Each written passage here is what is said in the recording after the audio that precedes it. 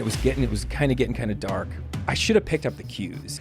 This guy pulls over. I jump in. I'm like, I'll ride with him. So we just start driving, like zigzagging up. And he goes, oh man, I spent 10 years in San Quentin. If we go back to my camp, we can cook some dinner. When we get there, it's already complete dark, and it's just the two of us. And he actually strangled his twin brother to death. You're in camp with this dude in the middle of the mountains? It's the middle of the mountains. And I had like this tent, which is called like a Hennessy hammock. So I go to sleep, and like after about a couple hours, like this flashlight beam just goes, and it just centers on me. I was reaching for, I remember I had like a pocket knife. Like I was definitely panicking.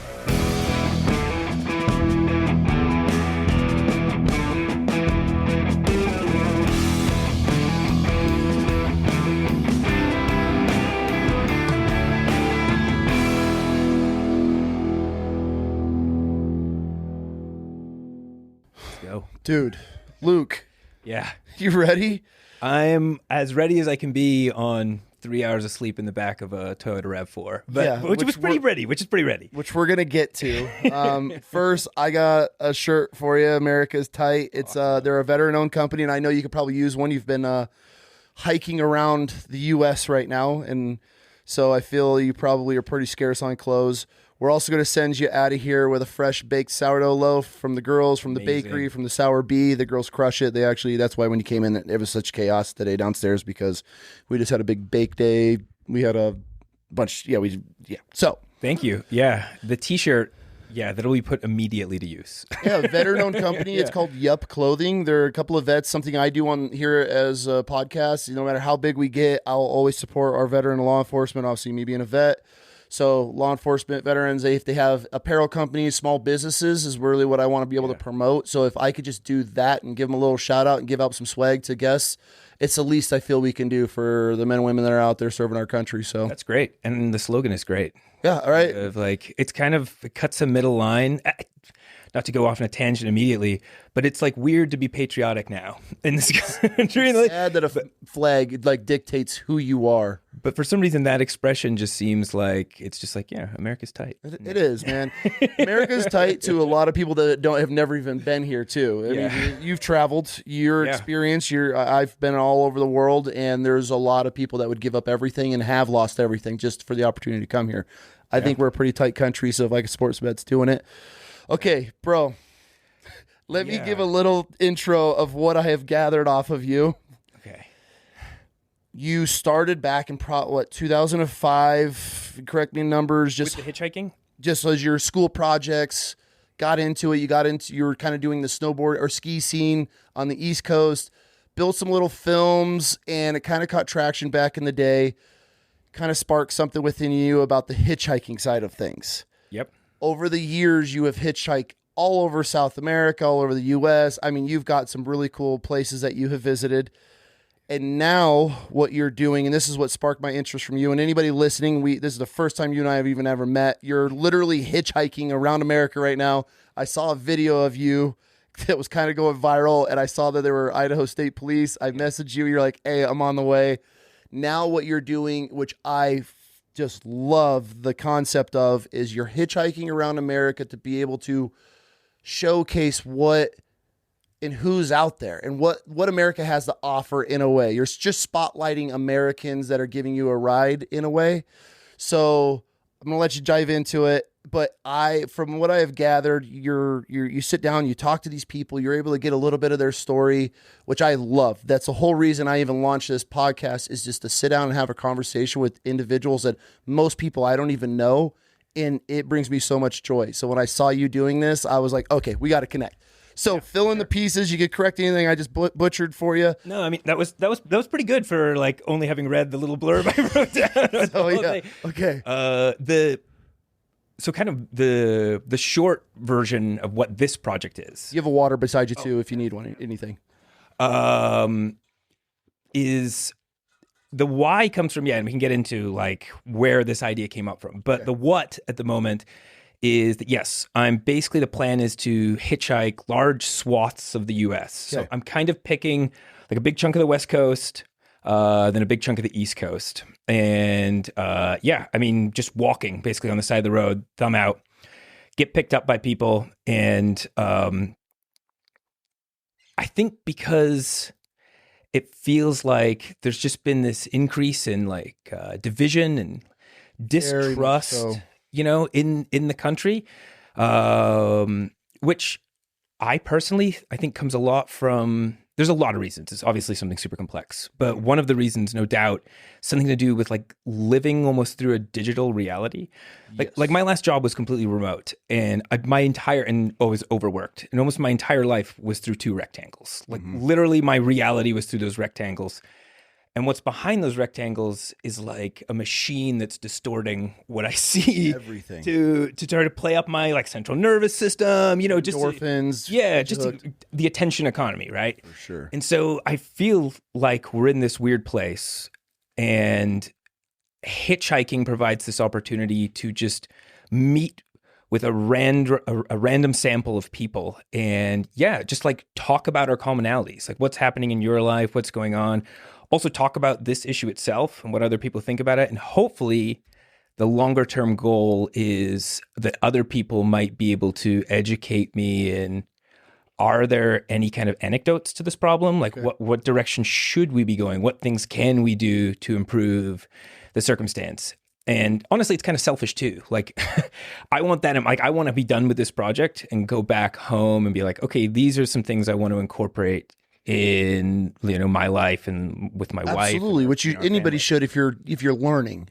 Yeah. And if you're in the amount of people that you're having conversation with, you're taking in all kinds of opinions, perspectives, thoughts, beliefs. I mean, I'm sure you have heard a lot on the road. Yeah. So, but then you get the nitpick, you get to pick from that and be like, okay, this guy really I watched one video and you thought the guy potentially was going to kill you.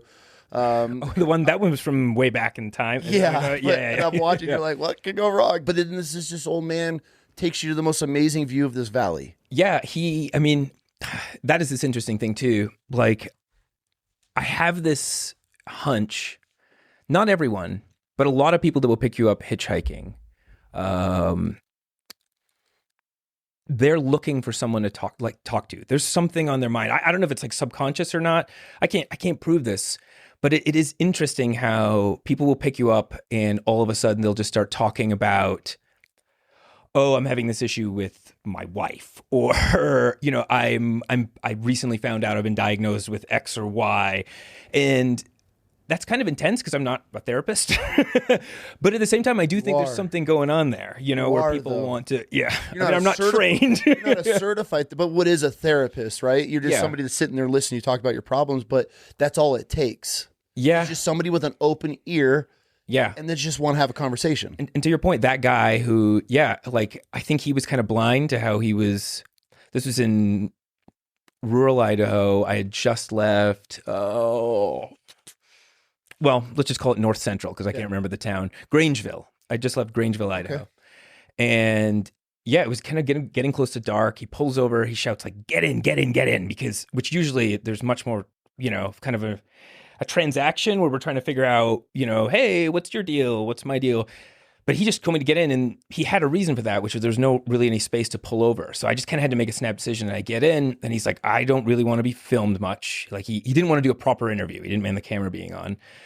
And the first thing he says is, do you have some time? I want to take you in another direction and show you something. And then just starts driving me up into the mountains. And I just don't going through your mind at this point though. Well, trying to assess, right? One of the things was he was quite old. He was like he said he was 83. Okay. And so, really trying to rationalize like what could happen here. And if he has a gun, there's not much I can do. I'm not armed. But short of a gun, I might be able to get out of the car, and get away from this guy. Run him, run him, But like you said, he kept doing these things. Like he kept saying, I'll take care of you. And then he was saying, I'll take care of you, and touching my knee. And I was like, oh, no, this is starting to creep me out a little bit, Okay. Yeah. Okay. Which I, in retrospect, is just someone not understanding how they were coming across. Like, I genuinely think it was, like you mentioned, he really loves that part of Idaho. And he knows about this secret backcountry. And it is gorgeous up there. These views are just so dramatic. And he's, I think, fairly lonely. I mean, he implied that, and he wanted to share something that he loves with someone that he met. And I think he was almost kind of being like quasi-fatherly. Like he kept being like, are you getting the footage you need? Are you getting the footage you need? Even though I'm 40, you know, but still, that was, I think that, and eventually I started to realize that it was like, oh yeah, this is someone who just really wants to share something, but it's so easy to He's just misinterpret. Yeah. And I think we automatically want to go to that, right? Oh God, this guy's creepy. Yeah. Or he's looking at me weird. But in reality, everyone's just a little odd and you don't know what angle they're coming from. But that's why you just spark a conversation and here you are. Then you get to see the genuine side of this older man that he just wants to show you his little slice of heaven. Yeah. Honestly, with hitchhiking, I think it depends. There's a gender factor. And so I'm talking as a man. As a woman, I think there's a whole other category of like concerns to think about. Okay. But as a man, I think the likelihood that something is going to happen to you is probably not that different than if you like live in, let's say, I don't know, Brooklyn and you walk home at night. Okay. Like and if that does happen, by the way, my guess is it's not going to be the guy who looks creepy. It's going to be the total sociopath who completely convinces you that he's a nice guy. And then next thing you know, he's doing whatever horrible stuff it is to that person. Sure. But I think that that's a really tiny, small outlier. Like the vast majority of people are, they're just human beings, right? Absolutely. Yeah. Well, because there's been this stigma against hitchhiking for a long time, forever, right? Like there was like a campaign against it. Yes, yeah. There was. Don't ever. I remember commercials. I think like don't pick up hitchhikers. Don't ever. Yeah. But at the same time, there's a lot of reasons you don't pick up hitchhikers. But then there's the other side where it's just someone just needs a ride. It makes a difference to. So having done this for a while, like I've learned. There's like context cues. So like what I'm wearing makes a huge difference. With this project, I have like the GoPro actually coming out of the top of a baseball cap. People can see that. They can see that. They can generally see that like, I'm wearing jorts, but I got like nice, I usually try to wear like nice-ish shirts at least. And like I keep either fully shaved or if I'm not fully shaved like I am now, like I'll trim tight before I go out. So it looks like I've, manicured my facial hair. You find that type of stuff helps? I think consistently over and over again, like at least half the rides I get, people are like, I never pick up hitchhikers. But you look different because you just don't see that many people. But then there's other context cues that you can't control. So like, let's say Northern Washington, I didn't wait more than 2 minutes coming across the Cascades because everyone is just like, oh my God, you're on an adventure. At some point, I'm going to be in West Virginia, and then it's going to be like that guy's a meth head. Okay. It's a different. Like people take cues from their environment. Like I was trying to say that I had a lot of an issue yesterday. Up until yesterday, I don't think I'd waited more than 20 minutes, a half hour between rides. Yeah, really. It depends on. I take time to get myself to the spot sometimes. So like, there might be like a half hour walking, an hour or something. But by the time I actually would put my thumb out, probably not longer than a half hour. Interesting. Except for yesterday where I waited 4.5 hours, which was... Which part of Oregon were you in yesterday? The Yakima Basin. Okay. Yeah. So I came out of Yakima and there's a small town right after you enter the reservation there. It's like, it begins with a T, but I'm not really sure. But I was just I could not get picked up. And finally, this local kid did pick me up and took me to the edge of town. And he told me, he's like, well, we have a pretty big drug and homeless problem in this area. And so that kind of makes sense, right? People are trying to make a snap judgment of you. And immediately. And also, even if they really have to be sure, like they might think to themselves, oh, he looks like some guy on an adventure, but he might still be a meth head. And so then they still don't pick you up, Yeah.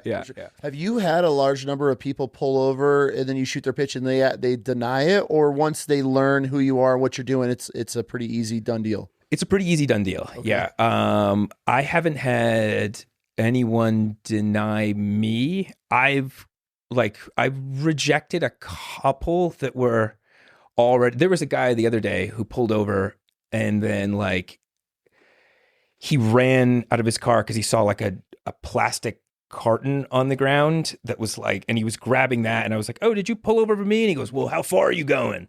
And I was like, I'm going all the way down to Yakima. And he was just like, well, I might have space. And that's just like a no, you know? Like, I don't know what that is, but yeah, I'm not getting in the car. Yeah.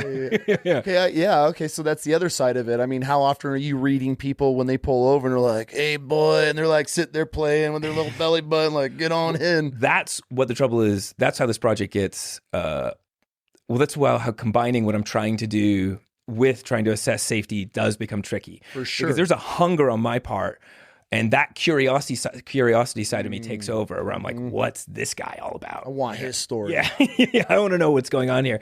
So you had mentioned, I'm not new to having like when I was coming out of college was the first time I hitchhiked with a video camera from Alaska down to Costa Rica over the course of a period of time. But years later, I was working for a group of magazines out of California, like online magazines called Police One and Corrections1.com. Yeah. And so through this, I was like being an editor for Corrections1.com. I kind of got this good relationship with a lot of people working in the correctional system. And California was kind of a mess situation with prisons at the time. Still, it's even worse. Yeah. And I came up with this idea of, I want to write these human interest short stories where I'll go back and forth. I'll interview like a prisoner or parolee, and then I'll interview a correctional officer or a warden, and just try to do this back and forth. This was like early 20s. And I was able to get a little bit of money to it through like a local organization in San Francisco. It was like $1,500, but I was like, that's enough, Yeah. And but I realized I wasn't going to be able to get into the prisons very easily, just because I tried, and the correctional, they were just shutting me down at every corner. It was like 6 months, you're gonna have to wait.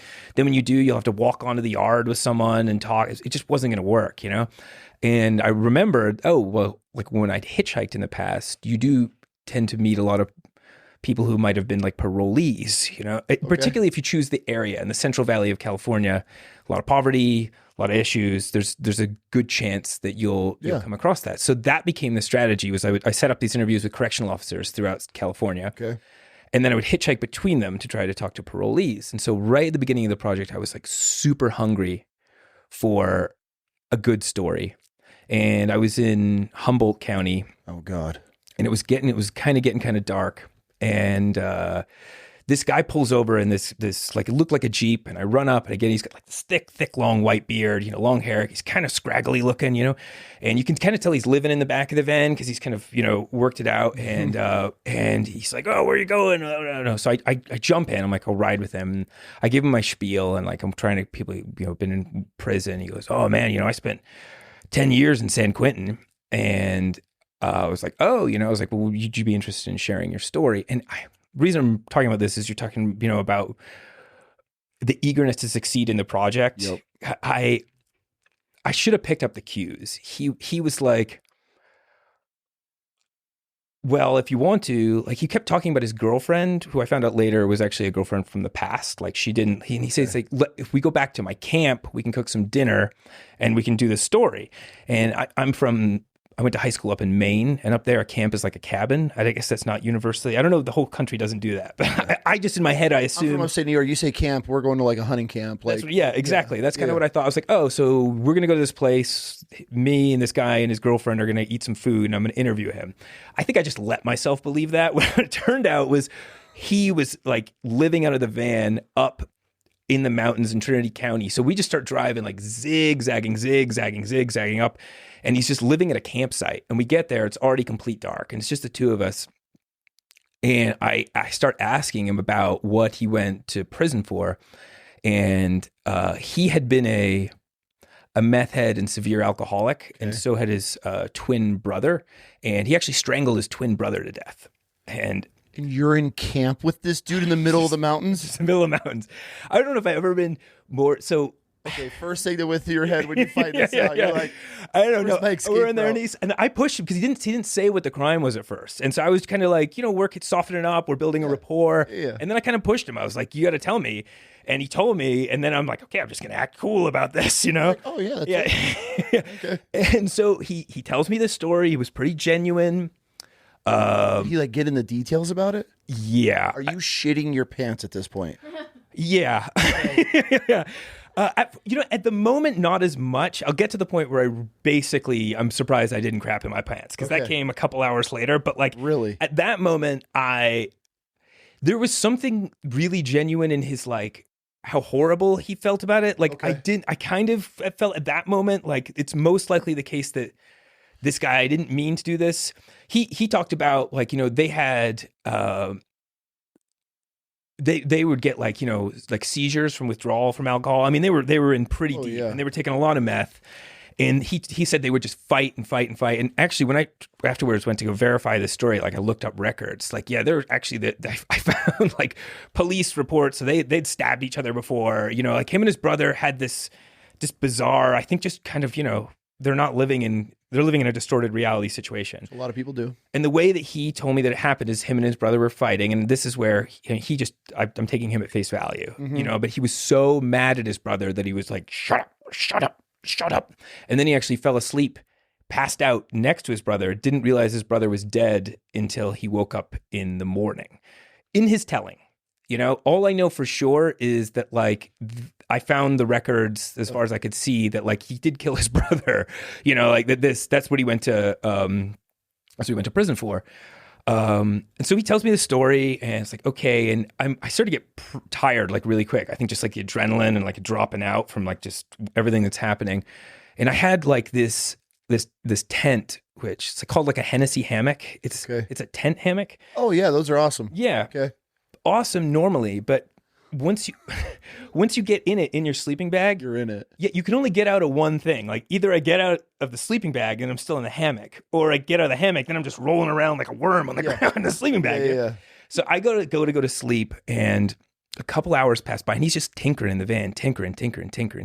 You could hear this. I could hear this, and then like after about a couple hours, like this flashlight beam just goes woof over my tent. Mind you, I've set my tent up like considerable distance from him. So it's not like he's not going to randomly, stumble across you. And then the flashlight goes back, boom, boom, and it just centers on me.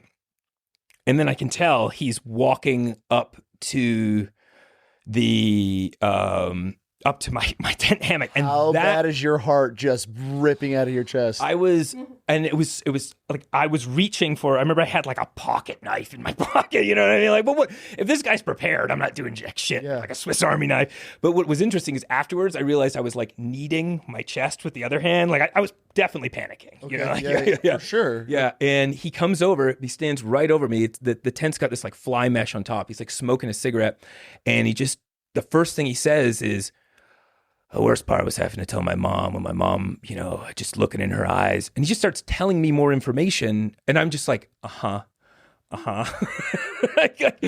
your tent zipped up in a hammock. He's ashing. It's hitting the tent. I'm so freaked out. I'm like not even stopping him, And he did this the whole night long.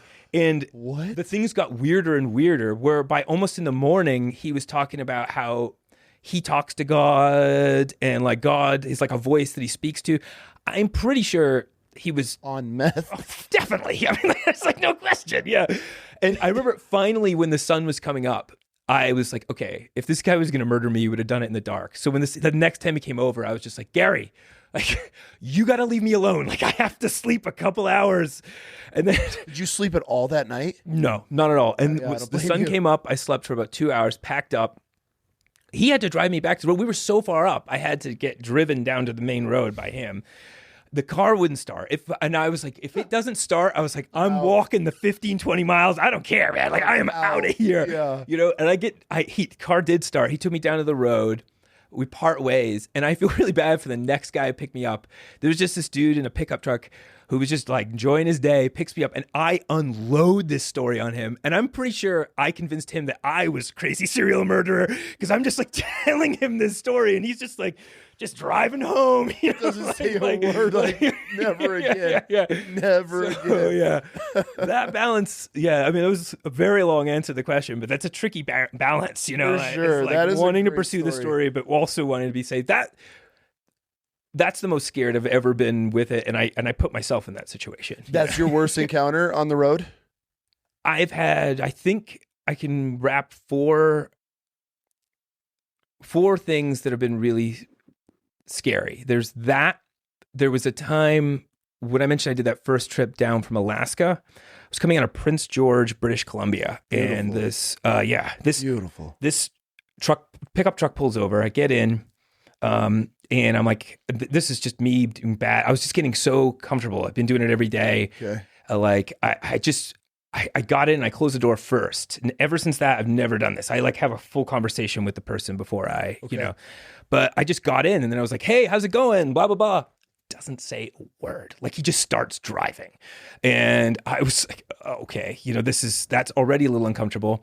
And I start telling him about what I'm doing, like trying to make conversation. And he's not saying anything. And I start trying to evaluate the situation and like, the windows in the truck don't go up. There's like ants running along the dashboard.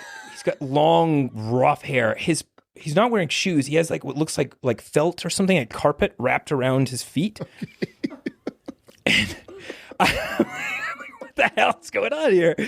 I believe all of this because people are so weird. I have video of this guy. I do have it. I took it out. It was literally me being like, you're gonna want to get the camera. The footage is terrible, but like if you get the little snips, because I'm kind of like this, trying. I'm like, because I was really afraid, and I told him what I was doing, and then he just starts laughing. This like quasi maniacal, like he's like, and I just at that point I was so fucking scared. Sorry, I don't know. I should be swearing. You can do whatever you want. Yeah. And I faked a stomach bug, and like I just was like, oh god, I gotta get out, man. I gotta get out. And he pulled over, got out, and then the thing that threw me off was I was like, thank you, have a good day, and he goes, thanks, bye. He spoke after he dropped me off. So I don't know what happened there. I don't know what happened. You're like, I'm good. I'm good. I almost stopped that right then. I walked to like a Tim Hortons nearby and unloaded this story on these waitresses. And they were just like, what are you doing? You shouldn't do that. Like, So those are the two scary. The other two. Yes, I want to hear all of them. Were sexual in nature. Okay, so I was going to get there eventually. We'll get here now. Yeah. Because there's a movie, you hear about rules of the road. Right? I don't know what movie it was. Shorts don't help. Yeah, walk around in jorts on the side of the highway. Honestly, I think because I'm older now, it's a little better. But that early 20s shit, I feel. Oh, you're a snack. You're a truck driver. Yeah, I like that. Yeah. For sure. I was gonna get there eventually. This podcast would have got brought up at the moment, but so the rules of the road. Let's talk about this. So there's been a few cases, not on this trip yet, once at all, which I don't know if it might be applied to age, to be honest with you. Almost a little offended because you're not getting like, what the hell, like what's wrong with me now? Like the guy. Yeah. Gonna go shave and do some push-ups and I throw a little cologne on. Go home, you're like, your wife's like, how was you? Like, I don't know. No dudes hit on me out there. There have been a few cases where where I think that was what was going on, but it was very respectful. Like they were very quick to talk about their sexuality, and then I would quickly talk about mine, and then that was it. And I'll never know, because if it was just a very respectful person who was like trying to see like, is this a thing? Yeah. There were 2 times where that was not the case. The first one, this guy up in Alaska. So this was like right at the beginning of when I should say, because, how did I start doing this? Well, maybe we'll get to it later. But I was going up this thing. I'm trying to go up this thing called the Dalton Highway. Up to Prudhoe Bay. Mm-hmm. And I get picked up by this French tourist in a Buick Rendezvous smoking cigarettes, which I don't know. And he was a genuinely nice, smart guy, and we are now in the car together for what's going to be like 2 days or so. It's hours. And we start talking, and like he brought up, like that he has a boyfriend and this stuff, and I had a girlfriend at the time, and we there was no question about sexuality, which is kind of what made this like. The dude was respectful after he shot his shot, but fuck that, dude. It was fucked up. Like, basically, we're coming back from, like, Prudhoe Bay, and we're in this one area where it's just, like, the bears were everywhere. Like, we're just seeing grizzlies. Like, and we pull over because, like, he's super tired driving, and I'm sleeping in this like bivy sack, just like, just a small little tent. And he's like, look, if you want to sleep in the back of the Buick Rendezvous tonight, like to be safe from the bears, like you can.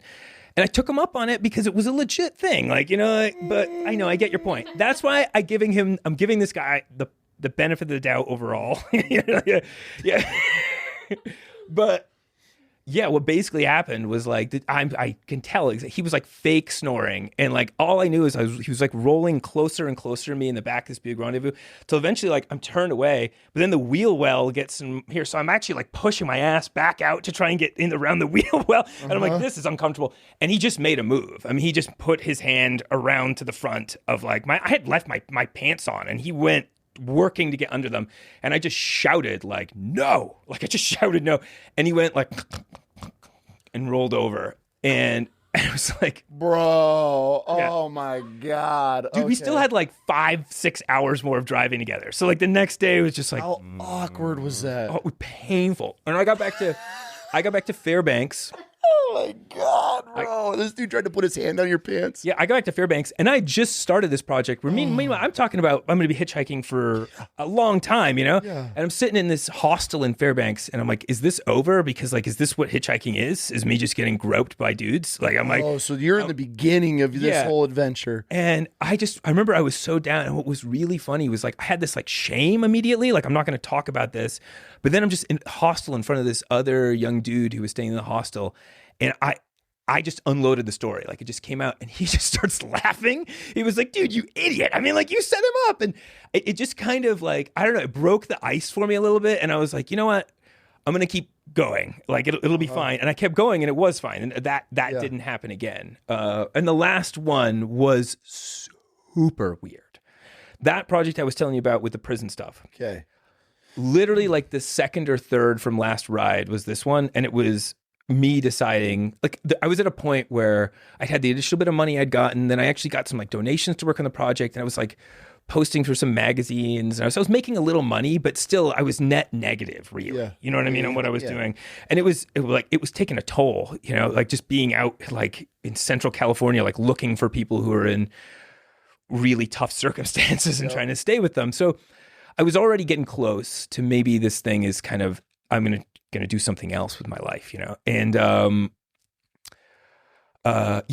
was like in Visalia, I think it's called, California. It's like some Central Valley down there. And this dude pulls over, gets in, I get in, and immediately it smells like urine in the cab of this truck, which was weird. It just had like a strong piss smell. Yeah. And he's like clear. There's a lot of like farm work done by hand. So there's a lot of migrants in that area. Okay. And he doesn't speak English, and he clearly has like worked hard. He's a strong dude, like, and he's like covered in dirt. He's dark. He's been busting ass. Yeah. But he's also smelling like piss, and I kind of think maybe a little drunk. Like I can smell that if he's not drunk, he was drunk recent enough that the sweat smell. Like, and stale beer, and yeah. I speak decent enough Spanish now. I did not then. Like, I'm in Texas, my wife's Mexican, so like I've kind of got decent enough Spanish now. Not at that point in time. Yeah. And we start trying to communicate, and he's trying to use the little English words he has, and what he gets across is like, how do you stay clean? And I was like, what do you mean? He's like, on the road, how do you stay clean? And then he just starts grabbing my leg and like rubbing his hand up and down my leg, like, you're clean. And I'm removing his hand, and then he just keeps putting it back and moving it into the inside of my leg. It was actually like an uncomfortable, like, I'm not like a super grappler, but I'm also not weak. Yeah. Like usually I can remove someone's hand fairly easily. He's like, I was like, this dude's fucking strong. Like, and I was like, oh shit, like this dude might be able to overpower me. Like, like that crosses my mind. You got these meat hands. Yeah, just these meat hands, man, and like, I managed to push him off, but he keeps trying. And and at this point, he's not saying anything. And we get to the junction, and I'm like, all right, I'm getting out here. And he's like, I'm coming back this way. I'll get you coming back the other way. And I'm like, the fuck you will, dude. And I don't know. That was just really uncomfortable. Just the whole scene, the whole scene was uncomfortable. So that's it. I would say, I always do this. Like I always say, I'm going to like try to make hitchhiking sound good. And then I tell my 4 worst horrible stories like every time. I mean, yeah, but I also want to get to the good parts of the people you meet and the things you've learned. I mean, because this type of adventure that you are doing, you're meeting everybody and everything and cultures and religions and problems and successes and fail. I mean, it's a really cool, this is what, not motivating me, but capture me to like reach out, because I was like, man, this guy gets to see it all. Yeah. So I don't want to paint the picture of hitchhiking as bad, but at the same time, you're going to have your risks out on the road. Yeah. The bigger risks are getting hit. Have you had really close calls of almost getting hit? I've been pretty good about it, I think. Like, because you're not hiking highways, you're hitchhiking. Well, you never go on a highway. Even if you were going to hitch on a highway, you would try to do it from an on-ramp. Yeah. But that's also miserable. Like, what I like to do when I do the hitchhiking is get a road where I can hike, and I'm moving. So it's like, I feel like I have some sort of control over what I'm doing. I'm seeing new ground, I'm getting exercise, and I swear it makes a difference too in who will pick you up or not. Like if you're standing on a highway on-ramp, I think you just ultimately look more like someone who's begging for something.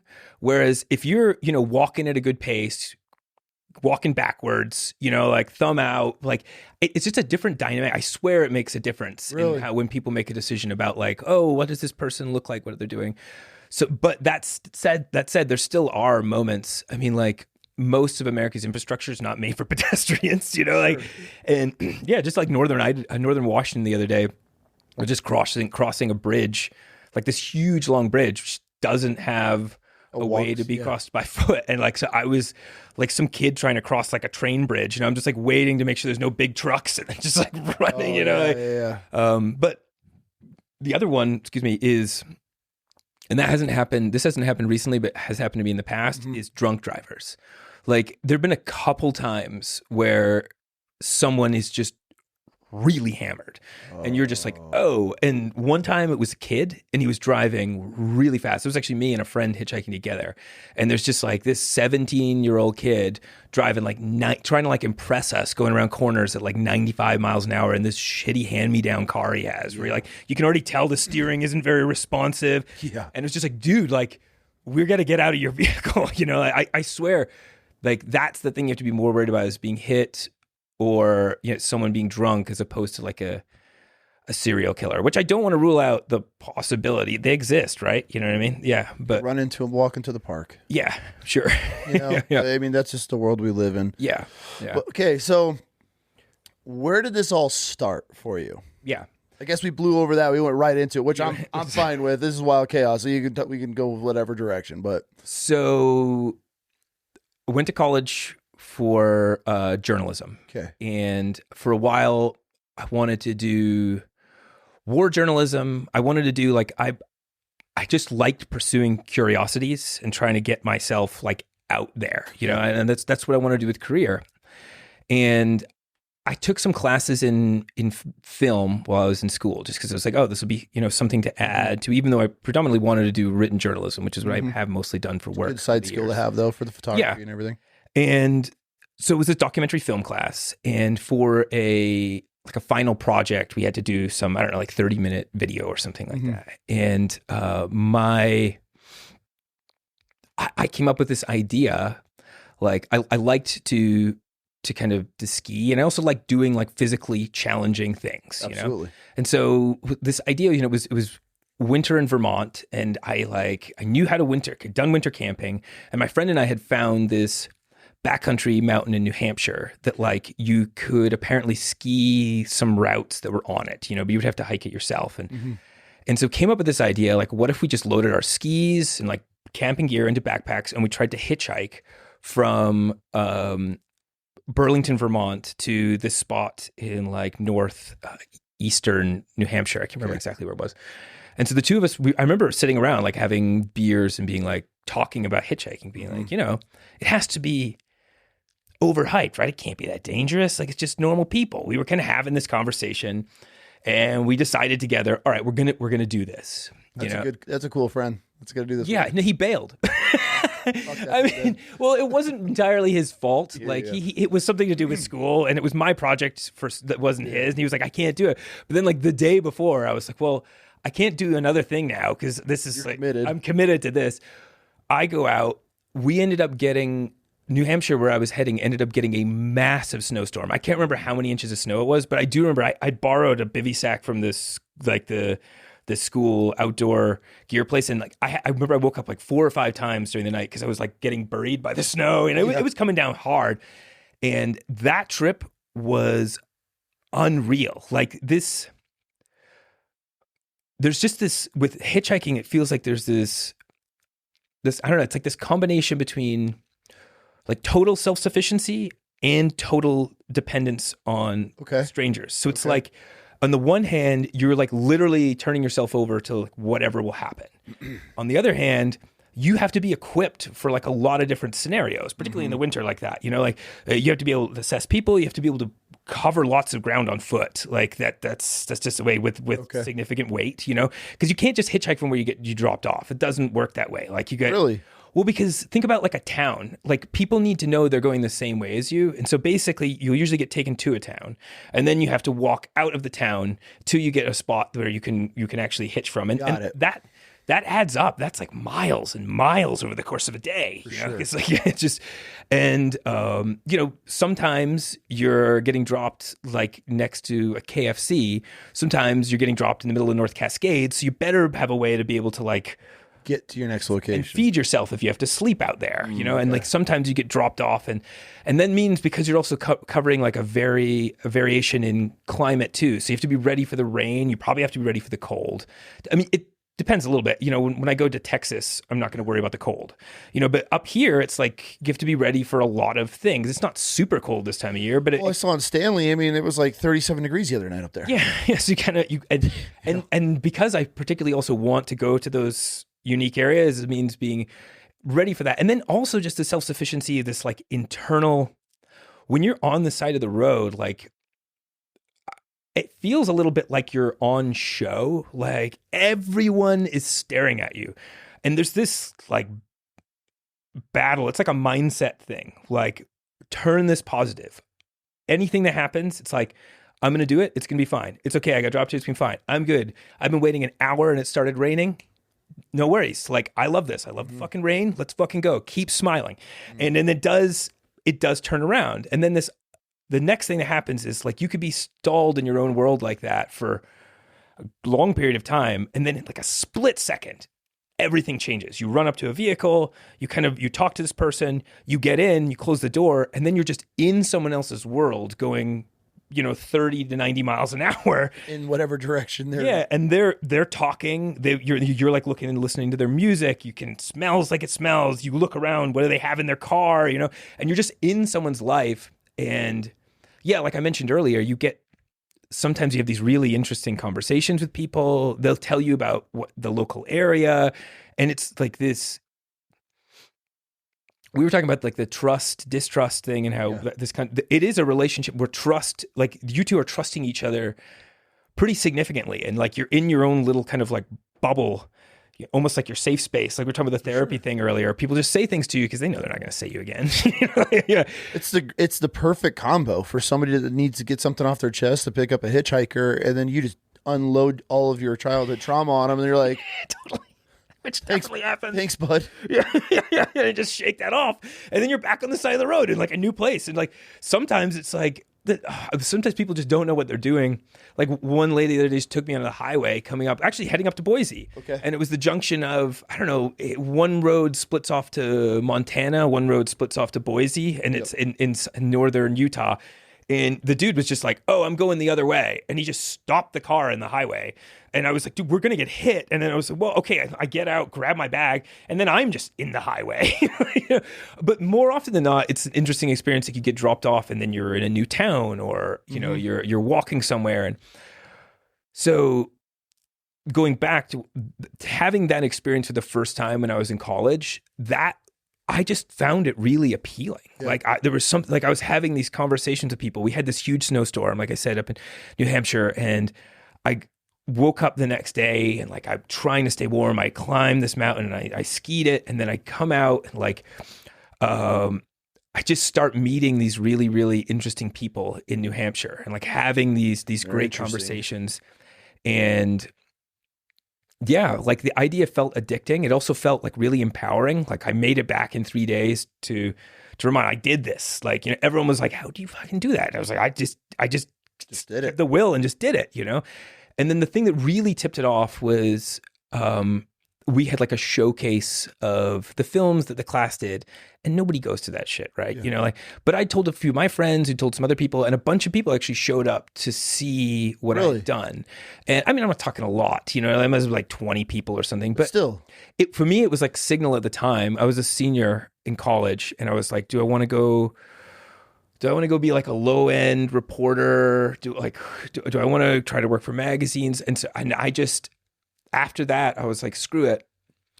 After college, I'm going to work to save about a bit of money, and then I'm going to fly to Alaska, and I'm going to hitchhike from the Arctic Ocean to the bottom of Argentina. So that was the idea. Yeah, insane goal. And did you accomplish that goal? Not entirely. So I flew up to Alaska, like we talked about. And by the way, I had this like 2005, the year YouTube, I think came out in 2004 or something like that. Like I was just a few years too early. And I'm working with the camera with like the DV tapes. I don't know if you remember those. You know, like I've got like a back Ziplocs freezer bags with DV tapes trying to like run this while I'm out there. And so I made it from Prudhoe Bay to San Francisco in the first stint by myself. How long did that take to hitchhike from Prudhoe Bay to San Francisco? I think it was end of August till beginning of October. So like maybe 5 weeks. Okay. Yeah, maybe 5 weeks, I think is what it was. What was your favorite part of that trip? You said you were in Prince George, that's beautiful. Like where? Yeah. I mean, fuck, dude, that's some of the most beautiful country going from Alaska down. A lot of things from that trip were like really a big deal. That's a hard question. The Arctic tundra even still shocks me. Like I would love to go up there again. Like you cross the continental divide to start heading down. It's just like, it's unreal what it looks like up there. How were the bugs in August up there? Were you prepared for them? I mean, I didn't have bug spray. Did you have a face netting? No, and anything like that. Yeah, you're just raw dogging it. Yeah. The Yukon was horrible for the bugs. They're just like these black flies that were just like out of inhaling control. them. They're in your nose. Them up your nose. You know. Yeah. Oh yeah. just keep moving. Just keep moving. That's all you can do. Just keep walking and moving. There were a lot of parts that were really, really interesting. Like talking, a lot of conversations in British Columbia. You know, it's like talking to Canadians about George Bush was kind of funny. This is like that guy, you know. I found like the Washington coast, just like the mountains when you just come inland. That was the first time I'd ever seen giant trees with this. I mean, you probably living up here in Idaho, you've more familiarity with it. Well, I guess you guys maybe don't get quite as much of the rain, right? Like just it's so green on the coast there. Yes. Like that blew me away. The Goonies, that's all you think of, you know, when you're hiking all that. Yeah, for sure. Yeah, but all of that, like Northern California, like just getting caught up. And you're an East Coast boy, right? Right. And I had never seen. So that's an experience, especially when you start hitting like the redwoods and the trees are just so massive up there. I have this feeling like the West Coast, it's just like, you know, like in the old Super Mario Brothers, he would just like eat the mushroom and he would get bigger. The West Coast is just bigger in this. It's like, we have mountains, we have beautiful spots, but y'all have the same thing, just twice as big. It's beautiful. Yes. Yeah. Huge coastlines with huge waves, beautiful mountains, you know, like, you can't beat the West Coast, man, honestly. It's just beautiful. Yeah. And you get to experience it. Like you're in it. Yeah. So you make it to San Francisco. And I had a friend who lived in the Bay. He was going to college there. And we were talking because we wanted to hitchhike together to keep going. And I really didn't want to go down into Mexico and beyond entirely by myself. If I could have avoided it, you know, I would have done it. But like the idea of going with someone else sounded interesting. I had no idea what to expect. Like, was it even going to work?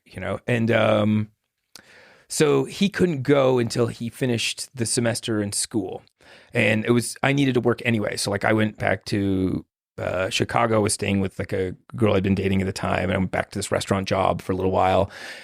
And then once that year finished, we made this plan in April to go meet in New Orleans and hitchhike back to where his school was. This was on his break. We were going to hitchhike from New Orleans to San Francisco just to see if we didn't murder each other. Basically, did we enjoy? Because we're going to spend every minute together.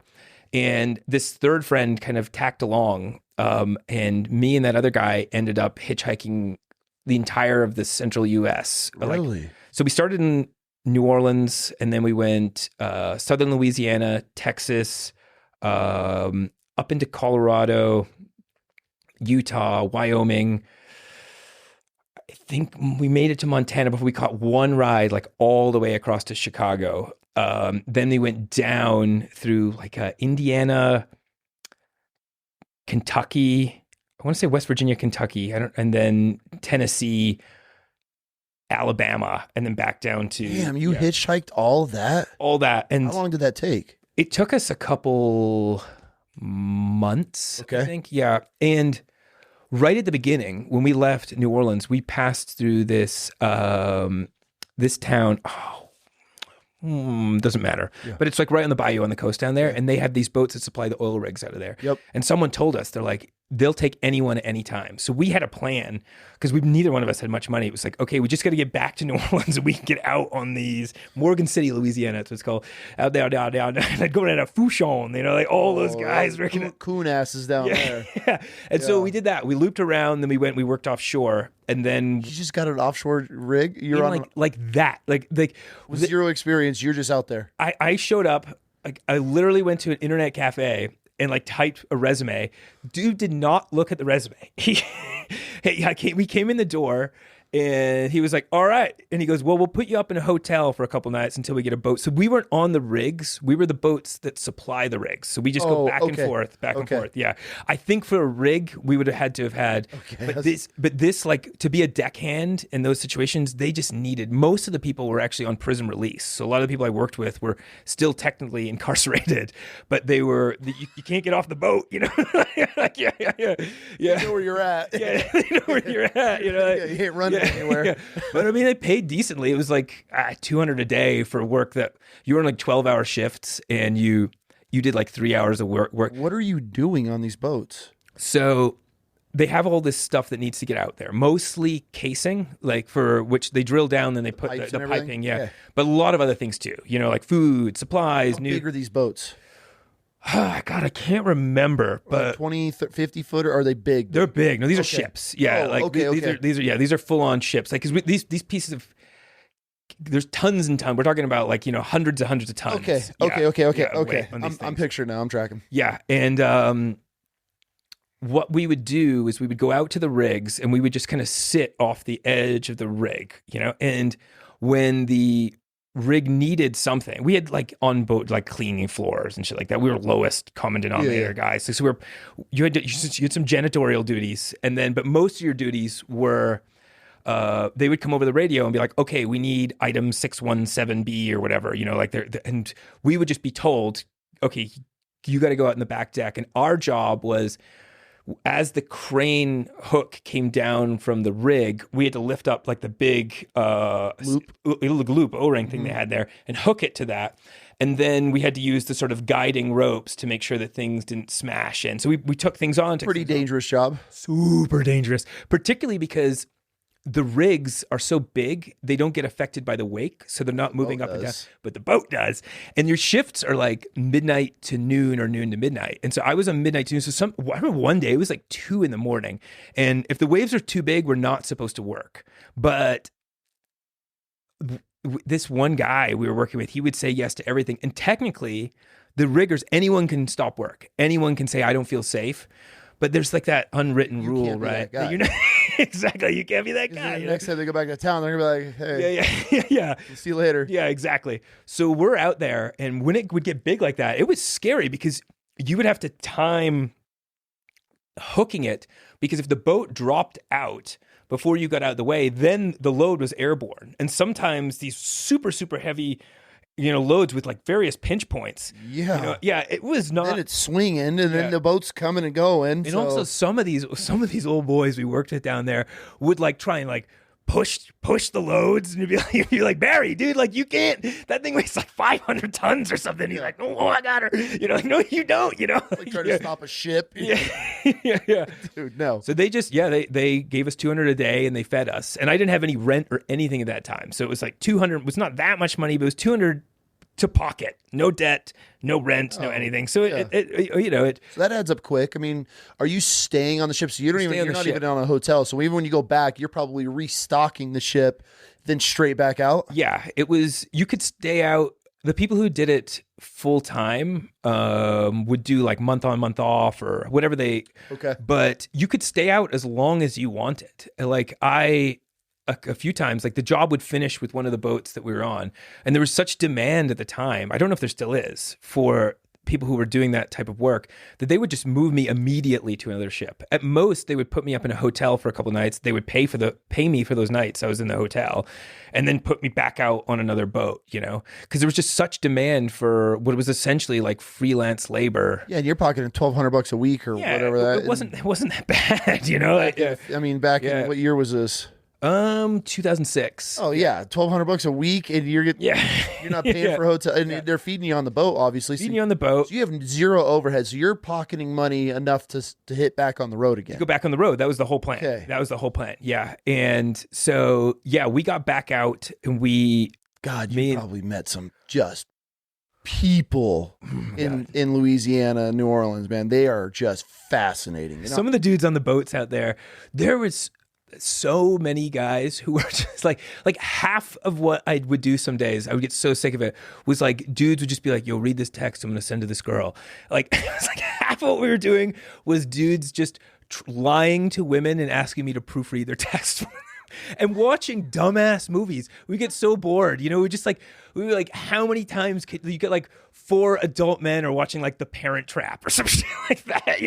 This is a civilian version of the Marine Corps. This is young Marines deployed. I can see that. Yeah, like 30 dudes watching The Notebook, and or just one dude. He's like, hey man, check this out, and it's just raunchy ass porn, and you're just like, oh, all right, give me a heads up before you like, my girlfriend. He's like, ain't that pretty good? I'm like, oh man, I mean, like, no, it's not great. Actually, I think she needs to go to the doctor.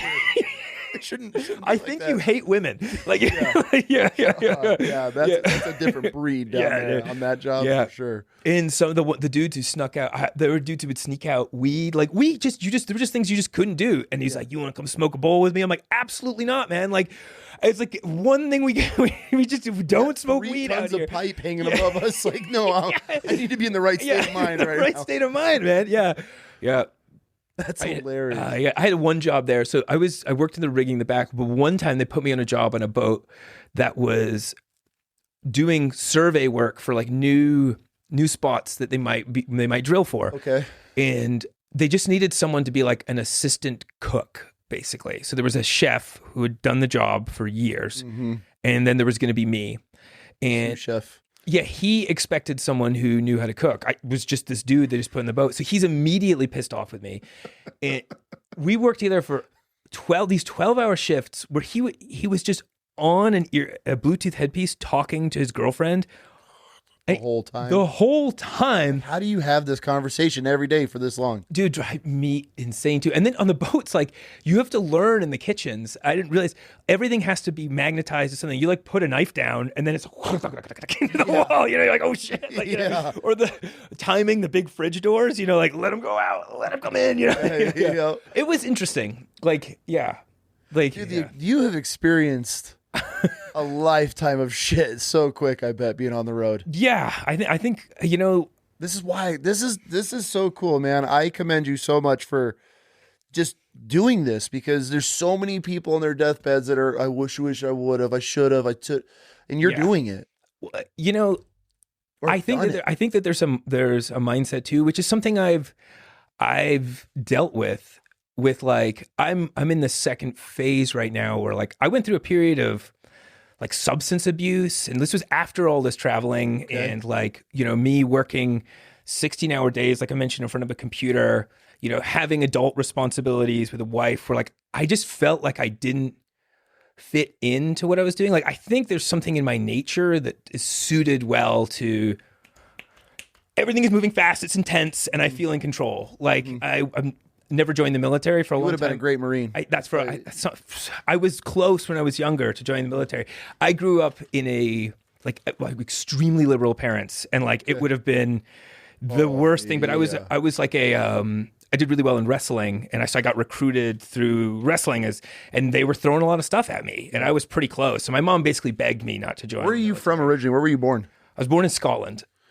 So my dad's from Scotland, my mom's from Ohio. Okay. And so when I was 13, we moved to Maine. My dad built wooden boats. So when I was 13, I moved to Maine, and I went to middle school and high school in Maine. Boat company. I'm from upstate New York, so we're all wooden boats. Yeah, so Brooklyn Boat Yard. Okay. If you know where the wooden boat school is, up in Brooklyn, Maine. It's up. That's where we have a huge antique boat museum. And oh, really? Like wooden boats are life. But there's nothing that rides better than a wooden boat. Yeah, I know. It's something else. I'm with you. It's something else. Damn, dude. So we'll get back to you're kind of getting, now you did this. What substances are you getting? If you don't mind me asking, are you cool sharing this? Yeah, no, it's no problem at all. So I had worked as, call it what you want to call it. I don't like the label of this, but I clearly have what they would define as ADHD. Okay. I focusing is very difficult for me. Yeah. And I do it through a number of means of trying to do various, moving around, jumping, taking breaks, all this stuff. But I get through it. I'd been working as a journalist in San Antonio, and I ended up getting a job, leaving because I wanted to do more freelance stuff. And I ended up getting a job running a magazine for like a crypto company. Okay. It's a whole different thing. But for this conversation, it's enough to say that like it was a startup. They were making a decent amount of money. And there was just this expectation of like, work. It wasn't even like my bosses were pushing me to do that. It was just like, that's what we're doing here. And if you're not on board, this is the tempo, take it or leave it. Yeah. They weren't assholes about it, but it was like, look, this is, it's a startup. Like this ship either sails or it sinks. Yep. And like, we're going to try to make it sail, and during that period of time, thinking back, I probably had like a tenuous relationship with alcohol beforehand anyway. I was just a pretty good drinker. Like I could handle my booze, and I knew how to like separate church and state, so to speak. Like I wasn't like drinking during the day, but I would rip it up and then just wake up and do the like, fuck it, let's go, I'm going to be fine at work, and you'd have been a great Marine. Yeah. You're describing my whole entire first 4 years. And got to this point where like I did start to use it to take the edge off sometimes. Like I would have to do these interviews with artists, and I was like running through stuff, or I have to at late night, I'd have to like write stories really fast. And I tend to get like I want my writing to be good, and I didn't have time to worry about that. And I would find, you're already working at 7 p.m. You know what I mean? Like you might as well have a beer or two with this, Then all of a sudden you find yourself a little tipsy. You're like, well, I'll get up and I'll edit in the morning and it'll be fine. Which it was. What really kind of rocked me was I still felt like I could be doing better. And I kind of had the suspicion that I would be a candidate for like ADHD medication. Okay. And so I just went and this was during the pandemic. Everyone was inside all the time. And like I went and I just talked to like a local psychiatrist, just like a feeling. I was in San Antonio, was where I was living at the time.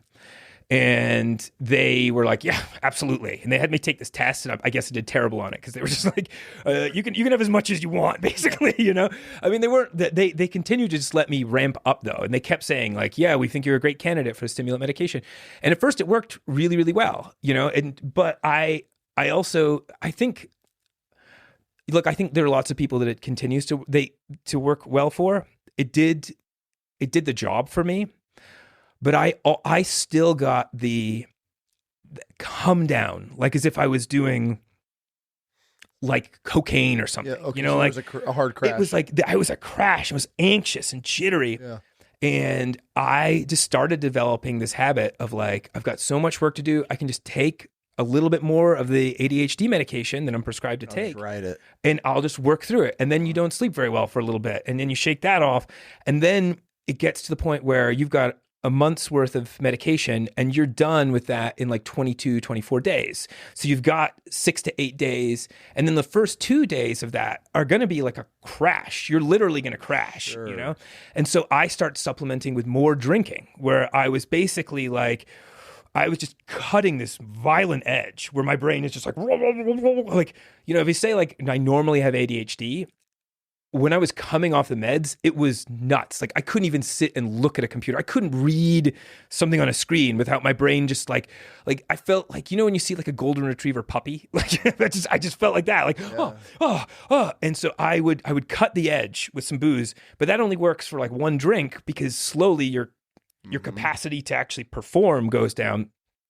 And it just started happening where it was like, it was spiraling a little bit. And my wife like caught on.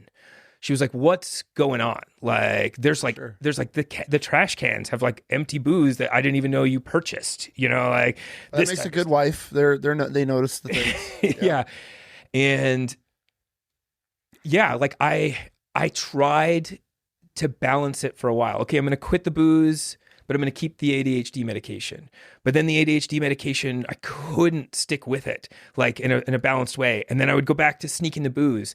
And it really just got to this point where like I was like, what am I've got to stop all of this shit. You know, like I think I'm super overworked. You know, I'm working these really, really, really long days.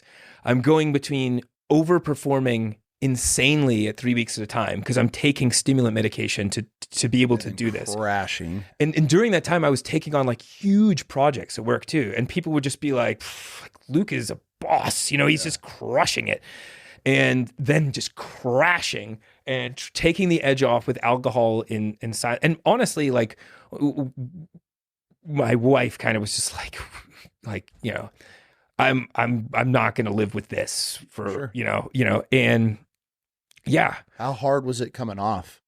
Like quite hard. Yeah. And I still think when I'm done with this trip, I'm going to go back on to, so I didn't do AA. I went to like a couple meetings and, I think like it would have had benefit. I think it has great benefits. I think 12-step programs have benefits. I think I was resistant for the exact reason that 12-step programs are good. Okay. Which is, you know, the third step in, or I think it's the third step, like I said, I didn't go through the program in AA, is, you know, giving yourself over to a higher power, right? And I took that from a place of like, oh, I have to do it in like a very tight, narrow-minded perspective of like, you know, one sort of St. James Bible version of like, of faith, you know? For sure. Which was what everyone was in that room doing. And also everyone else in that room situation was, for the most part, it seemed like a lot worse than mine was. Like there's a lot of people in really rough situations, at least at the meeting I was going to, you know? And so I walked away from it, and I have mostly on my own wrestled my way through it. Once I got off, really, but when I started this trip, like when I started this project, I was off the ADHD medication. This is only like 3 weeks ago. And this is when I decided like that I honestly will need some sort of recovery after this is done. Like I was on the road and the stories I was doing were starting to like, or the stuff I was putting online was starting to like take off, you know? And I was getting super anxious about editing at night. And I was like, you've been doing great with all of this. Like you know, it was I convinced myself it was the ADHD medication that was like issue. So 2 nights in a row, I drank like 2-3 beers to like cut the edge while I was editing late night. And then the third night, I just got ripping drunk by myself in a hotel room. Yeah. And I woke up the next day and I was like, oh, so this is like legit. I mean, still going on in the sense that you're like, oh, it's back. I think I do have enough willpower to cover most scenarios, but not enough to cover all scenarios. Mm-hmm. And the reason I turn to what I think that step is and what they say in AA, where you turn yourself over to a higher power, it's just this, it's this moment of acceptance of like, look, I'm not responsible for controlling everything. I can't control everything. Like that anxious place in my brain that's constantly in the future, constantly trying to do the next thing. Oh, how's this going to work out? What's this? Because it's just kind of how my brain works. I'm trying to plan things, trying to move, trying to switch that together. Being able to say, hey, actually, you'd never have been in control of anything anyway. And if you just let go and turn yourself over to the fact that you don't have complete control, you can start to make progress from that place. And there's different ways I think 12-step can be approached. There's something called recovery dharma, which is more from like a Buddhist perspective, which I have a friend who was talking to me about it. He's done, because basically after that happened 3 weeks ago, I called a bunch of friends and I was like, hey guys, they all kind of like knew that I had gone sober, but I had even been saying to people, I was like, I think I was just not drinking because I was going through all that shit with work and the ADHD medication. I think up until very recently, I had this idea that I was just in a bad place and I just needed a break and some space. But I got like kind of an eye-opening moment where it was like, what, 3 days, 1 day, 2 day, Thursday, third day, I'm like getting blackout drunk by myself. I was just like, shit. So yeah, when I'm done with this I think for the rest of this project, I'll be okay because I'm so focused on what I'm doing and also really scared about what happened there. But yeah, I'm going to have to I'll probably do like a 12-step program when I get done with this. Like, yeah, which is a hard thing to admit, honestly. You're probably the first person I've told that to other than my wife. Oh, I appreciate that. Yeah. Thanks for opening up. Yeah, but it's like, yeah. And I think people who have been through recovery will probably look at what I'm saying and be like, yeah, you need that. Like anyone I feel like who tries to do what I'm trying to be doing, I don't know. I think it's a very difficult thing to muscle through, Oh yeah. And with alcohol that's the hardest. I mean, yeah. Once it's got its hooks, man, it's a tough one. From a neurological standpoint too, I think something does change. I've been reading about this. It's like you cross a threshold where your brain kind of knows this one thing will solve a lot of my problems. So it draws you back. And once you've kind of crossed that line, it's almost like you've got like, sorry, you blew it. Like you can't really drink now. You have to go completely teetotal. You know what I mean? At this point, happy medium. Yeah, you kind of crossed that line. And like I've read about it, and that there's truth to that. But yeah, and so I just have to get comfortable with that. Like, and honestly, being sober is a better lifestyle, I feel. It really is. Yeah. So yeah, but yeah, I'm just scared with that. Yeah. I mean, at least you're acknowledging it. That's the biggest battle I feel for most people. I've helped a lot of vets in the past, with substance abuse and things like that. And when they're denying it and no, I'm good, that's what no changes are made. But once they get in your seat, like, okay, I realize it, I see it, something needs to change. I feel a really big step. I appreciate it, man. It has to be a lifestyle change for me. I know not everyone's situation is the same, but I brought up that ADHD stuff.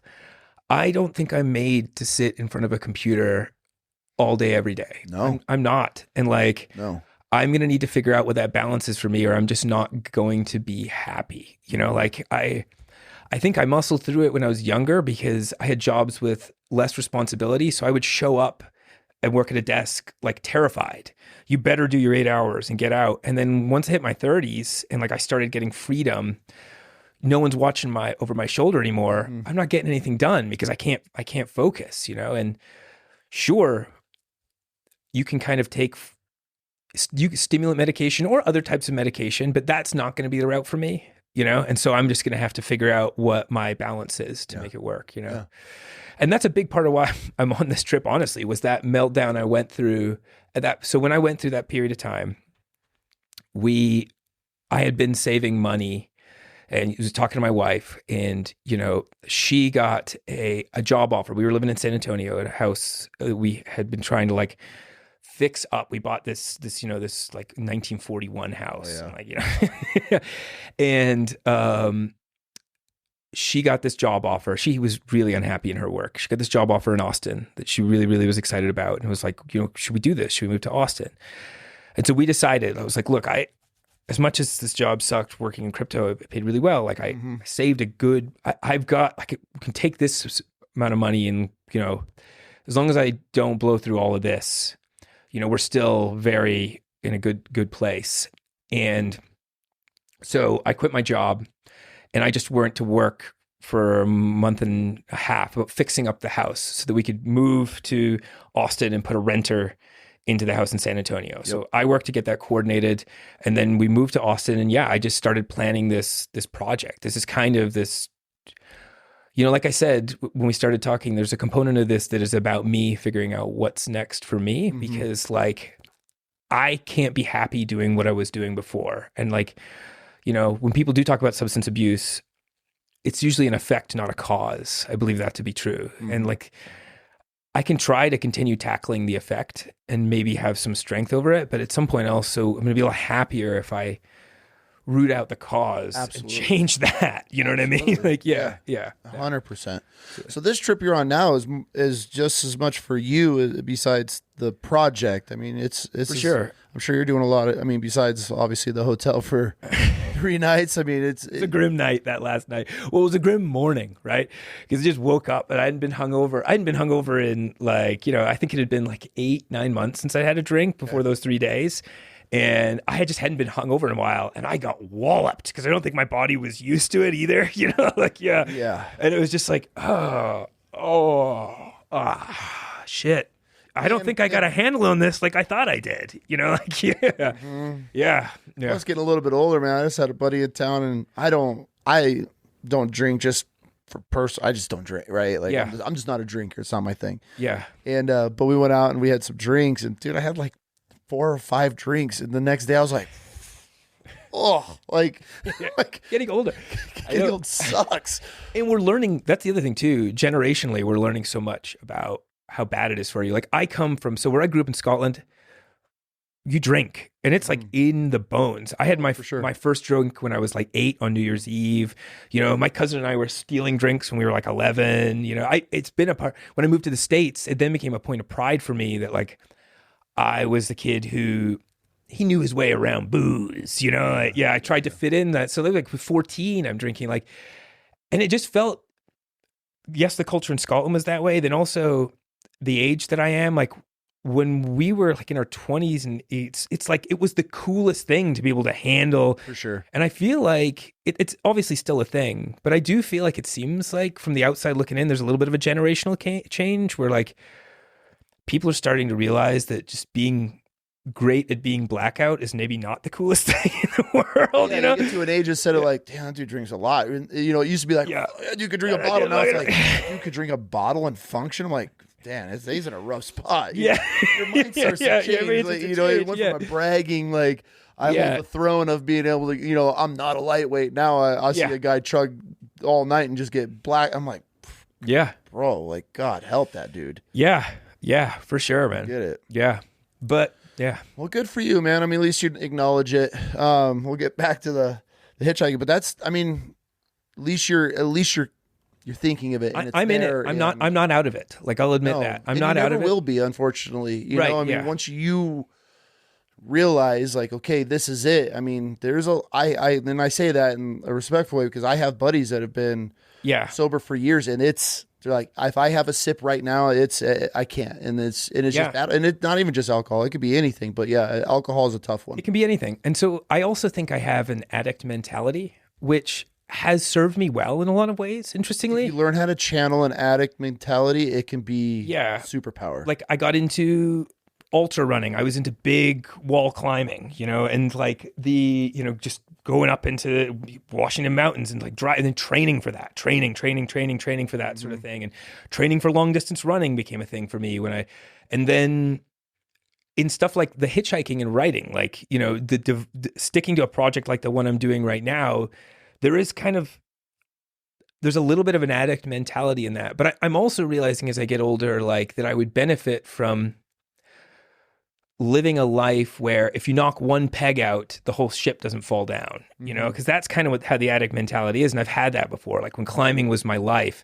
And then like, I strain a tendon in my hand that actually never fully healed. That's what happened. It's like, what do I do? My whole source of like feeling good about myself is gone. Your identity, everything is gone. And it's like, why do I allow myself to get wrapped up in those? In one hand, it's actually kind of cool.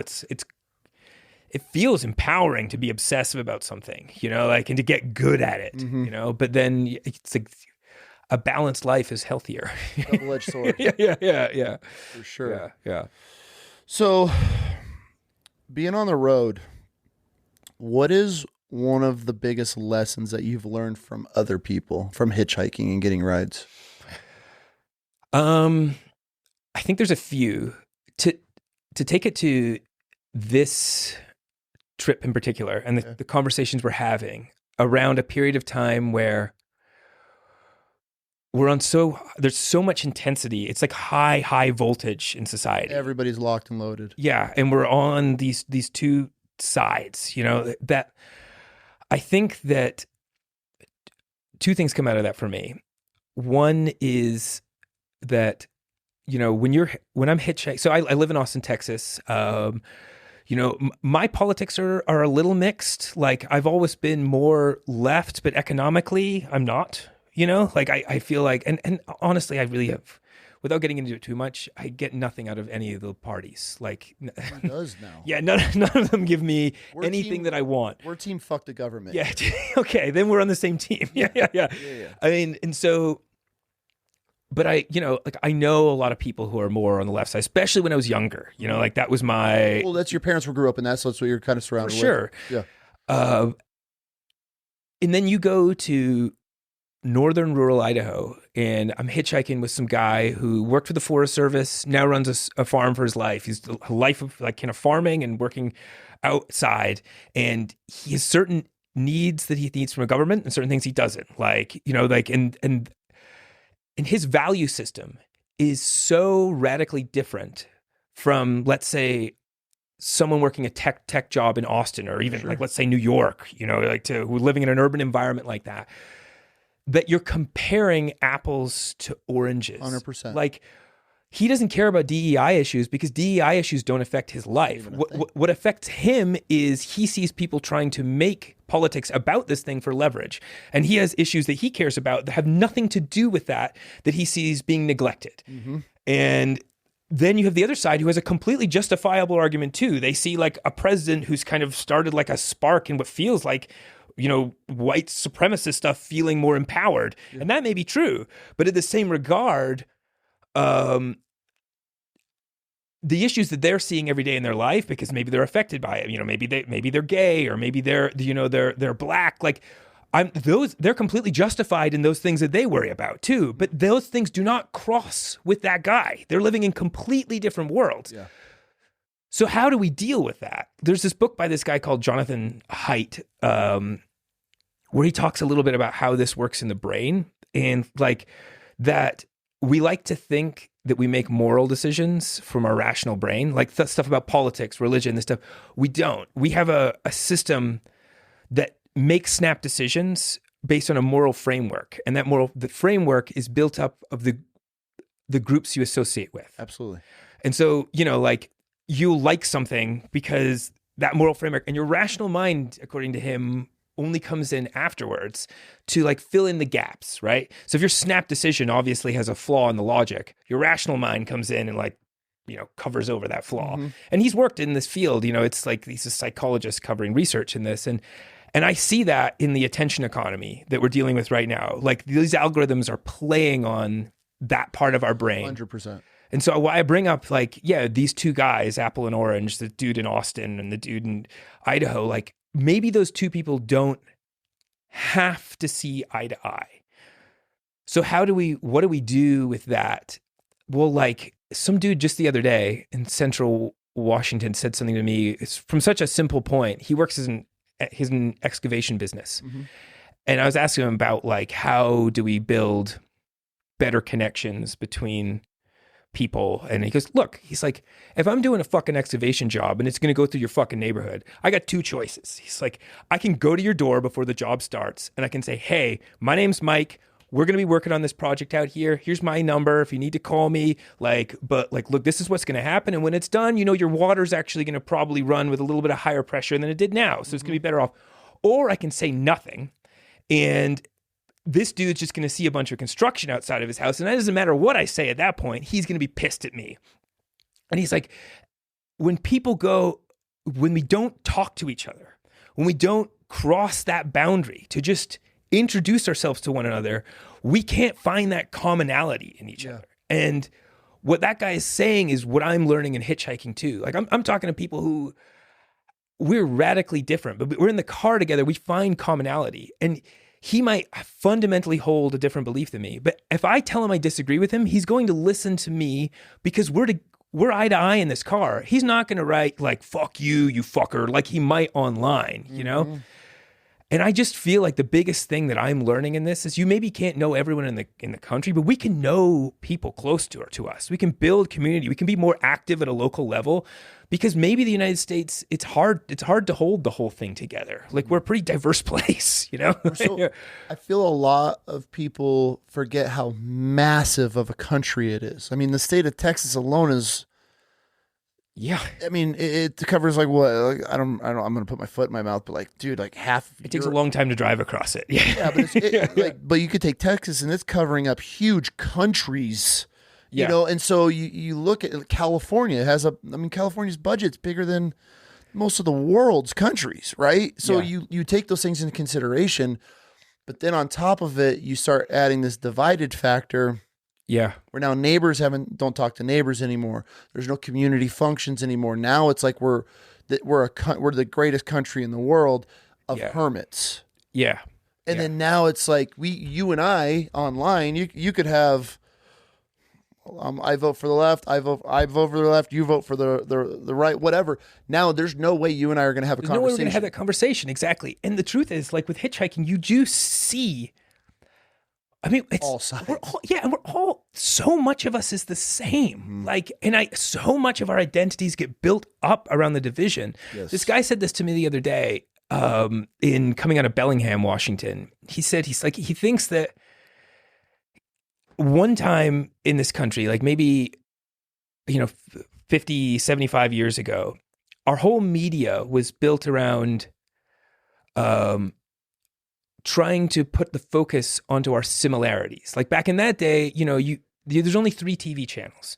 Everyone's going to the bowling alley locally at night. There's one movie theater. So if you're working in media or anything really, you're trying to find that common denominator which brings us together as Americans.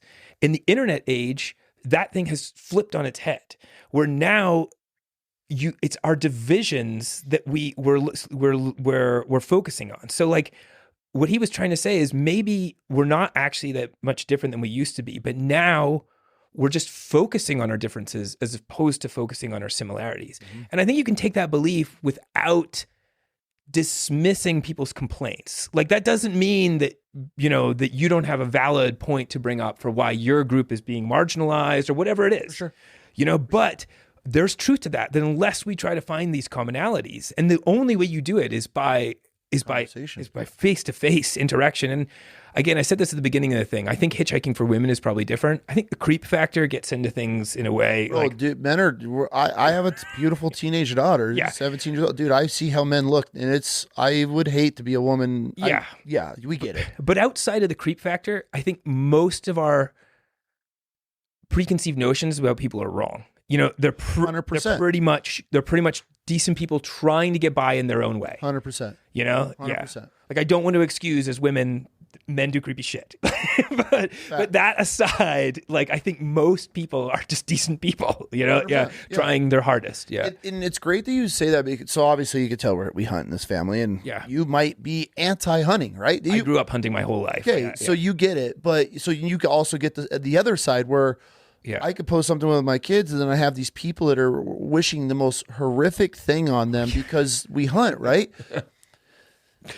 Trophy hunting. Here's a perfect example of how we're so divided. Is like this guy just got gored by a Cape buffalo in Africa, and I'm reading this thing online, and I go to the comments. People are like, karma, fuck this piece of shit. I saw that story, and they're tearing this dude apart that got killed, and it's like you don't even know what is going on, like. First off, you're here protecting animals. What have you actually ever done to protect animals? And if you actually sat down with this guy or a trophy hunter, a real hunter, not some guy that's just paying rich, and you realize how much money actually goes to these villages, how much money he's spending in Africa because the government's so corrupt there.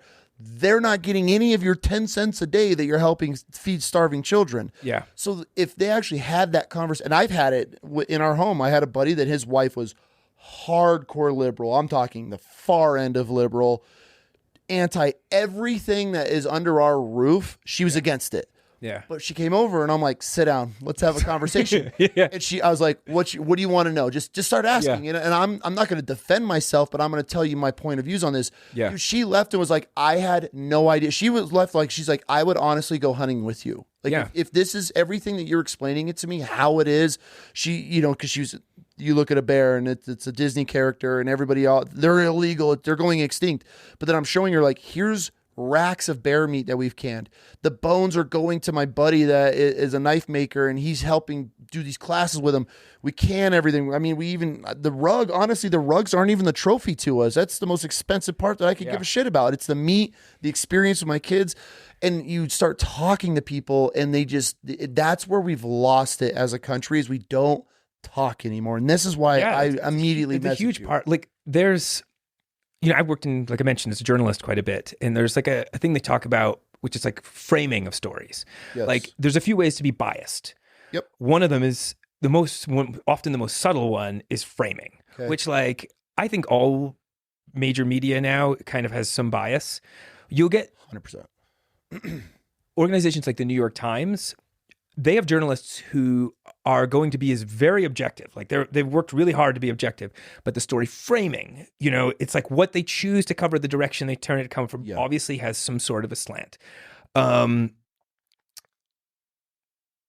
That idea of framing, I think, is like applies to pretty much all of our digital interactions. Like all this stuff, you can make an argument for or against hunting based on a series of points, the way that you frame it, where someone is going to be absolutely outraged in one or the other directions. Absolutely. Because you're just choosing to frame it. And then you add video now where we just get these small 50-second videos. That's just frame of an interaction, frame of a circumstance. And that's just not reality in any way. And if you don't have to take a person hunting. Like you said, you can sit down with them and have a real conversation. They can see a wider, broader perspective of something. Okay, maybe they still have completely valid reasons to not like hunting, but at least they're going to see why your reasons are valid, and like two people can go on amicably after that. And then just because we can't come to agreement or I'm not going to just accept what you're telling me doesn't mean we have to be enemies. Sure. And I think that's where the hardest part, because I get a lot of questions because I always put out like the polls and ask me a question. People are like, do you think the country will always stay divided? And I hate to say it, and I would love to know your point of view, but I think we will never go back to where we were as long as we have the media. If the media shifted, you take far right away, far left away, and we just went to media. The positives, what's happening in our communities. Yeah. Hey, this is what the changes are as like a neutral bias. Like if Trump fucks up, call his ass out. Biden fucks up, call their ass out. It should be a bias across the board, because then people are just going to see what's going on out there. Like, why aren't we watching the news right now? And it's not all on every single station. Like 60 children were just found in Florida, not a word. And like half of them are pregnant. Like that, I can't wrap my head around that. But instead, Biden doesn't know how to eat an ice cream. And you're just like, it's ridiculous. Yeah. You see what I'm saying? So it's like, unless we get back to, because I'm come from a military standpoint of military history and how it's easy to manipulate propaganda. Yeah. And I look at it, I don't care what news station it is. I'm not saying one's better. It's all propaganda, because then if I'm like, well, I'm a Republican, I'm only going to watch these guys talk about what's going on. And then they're just trashing the left.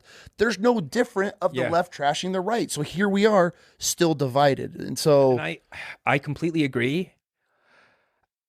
And I don't actually know,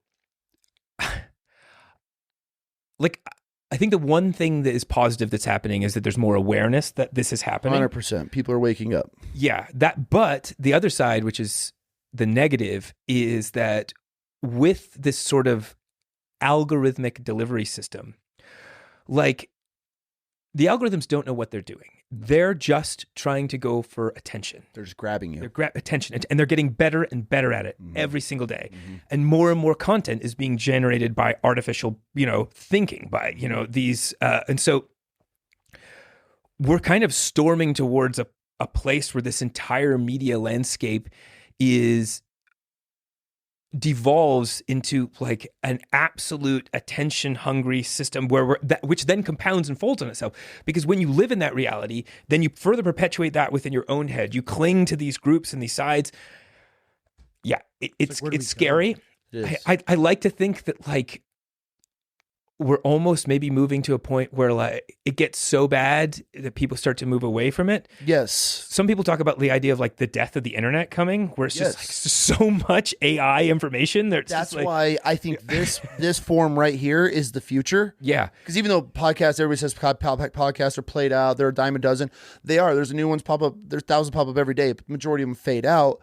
Yeah. But as like you said with AI, you don't even, I'm looking, my wife's sending me stuff and I could spot it immediately with certain thing. I'm like, fake. And she's like, you're serious? And I'm like, you're one of those people. 3,000 comments? You burned. You're like, damn it. I'm like, yeah, you get caught. You got got by AI. Yeah. But then now I'll watch some of them and I got to watch it 3 or 4 times just to try to find an error in it. I'm like, I don't know. Find that 6th finger that sneaks through. Which will be gone soon. It will be. I mean, dude, my buddy sent me a video, and this is like the gorilla, and he's like fishing for women. He's got a Starbucks lure, and he pulls in this chick, and the way she's breathing into the bot, I'm like, oh my God, yeah, I'm like, this is terrifying. So I do think we'll get to a point where people are just over news, over social, over our generation, and I think my kids' generation, because we were the last generation to grow up without phones. Like, we know what it's like to be free. And then now it's like I speak for myself. I'm not watching anything AI on the internet. As soon as I know, I scoop, because I'm like, this is stupid. It's not. I want to watch the human interaction. That's why I'm on it. I think the next like my kids' generation, they're going to be just like, even my youngest daughter, AI is so engaging to the littles right now because it's so captivating and it's so bright and colorful and everything's so real. Yeah.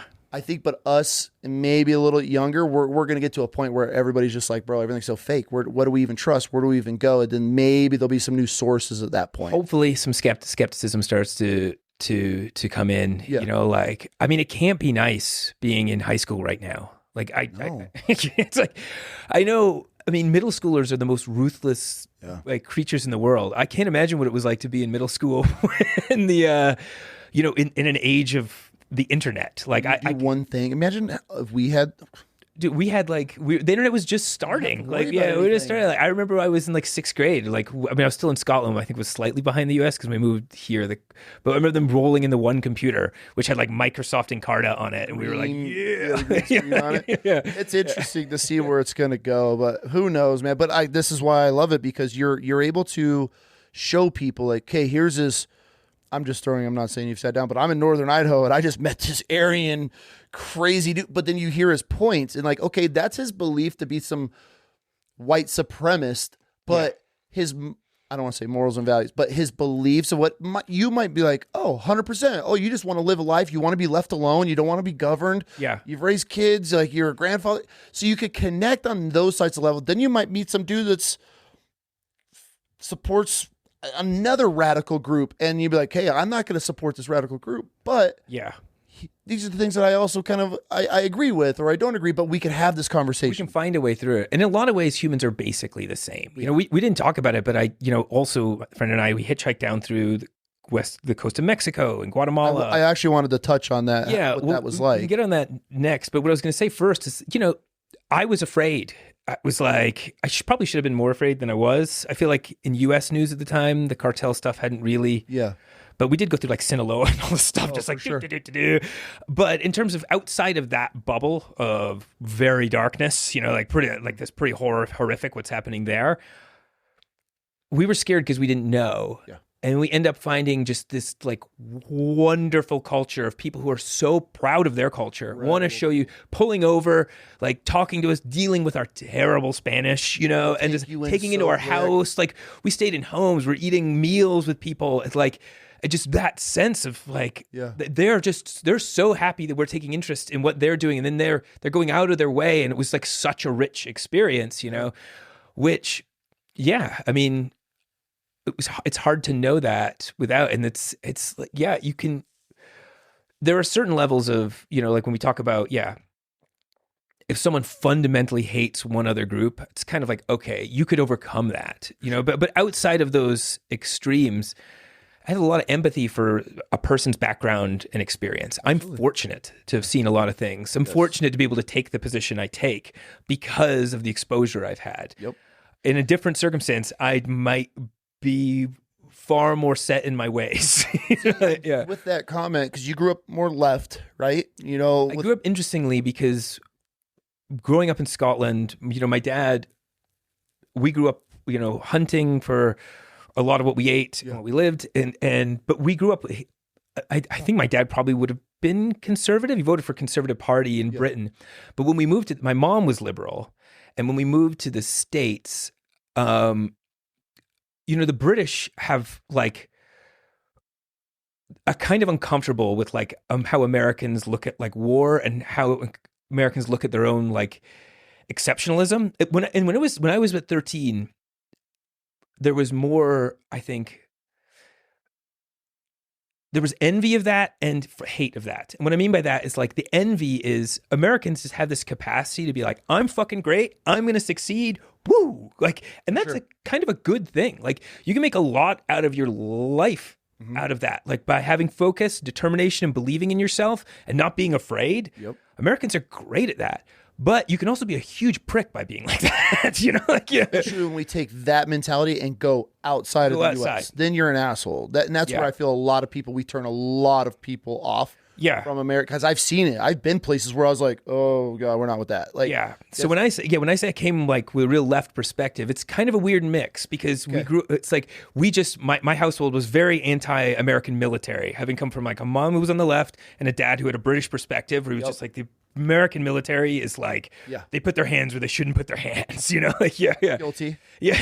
And so I had that perspective, but outside of that, I mean, we hunted. My dad, a big thing for my dad was making sure that I knew what it's like to rip the shit bag out and like understand what it's like to gut an animal if you're going to eat an animal, you know? And I think what I was trying to get is like with you or anybody that's just open-minded, you can be on I'm not saying far side of a party. Let's just say you just grew up in a more leftist leaning house.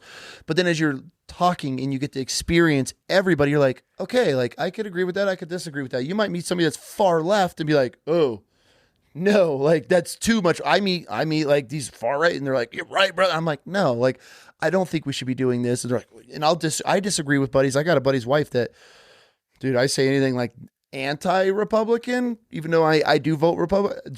Yeah. What do you? I'm like, see, this is the problem. This is why I can't connect with like the Trumpers, and the far right, because the second you have not 100% their alignment, now you're automatically put over here. And I'm like, that's my disagreement. Like I can be my moral compass and the things that I believe in, I have to vote right. But that doesn't mean I'm supporting the dude that's in charge right now. That was just the lesser of two evils that we got stuck with. But I think we should be ungoverned. I want my kids to have a free life. I don't think we should be having hormones and vaccines and all this shit. Yeah. That's just me. And so, but I could sit down and talk to somebody, and I got buddies that vaccinated their whole entire kids, and I'm not gonna be like, oh, I can't be friends with you. It's like, okay, that's your choice. Yeah. I think that's where we need to get back to as a country. We're like, hey, we can all have this different beliefs, but like we just need to come together. But where's that common ground of where we do it? It's hard. I mean, I do think you're right that we're doing it now because like I don't. It's not worth going into it, but I strongly disagree with Donald Trump, and I think that some of the things that he's done, I'm so opposed to them that like I could not vote right. But I think the fact that like we're able to even tell each other that is a pretty big difference from most conversations. You would have asked me a few years ago, and be like, oh, and I don't, this isn't even a political podcast, so we don't get deep into it, but I'm with you, dude. Like, like I said, he was the lesser of two evils for me because I'm all about immigration here. Yeah. I fought for this country. Yeah. I just had a guest on. She came over and her parents were immigrants, came here and I'm like, dude, I support this. It's the American dream.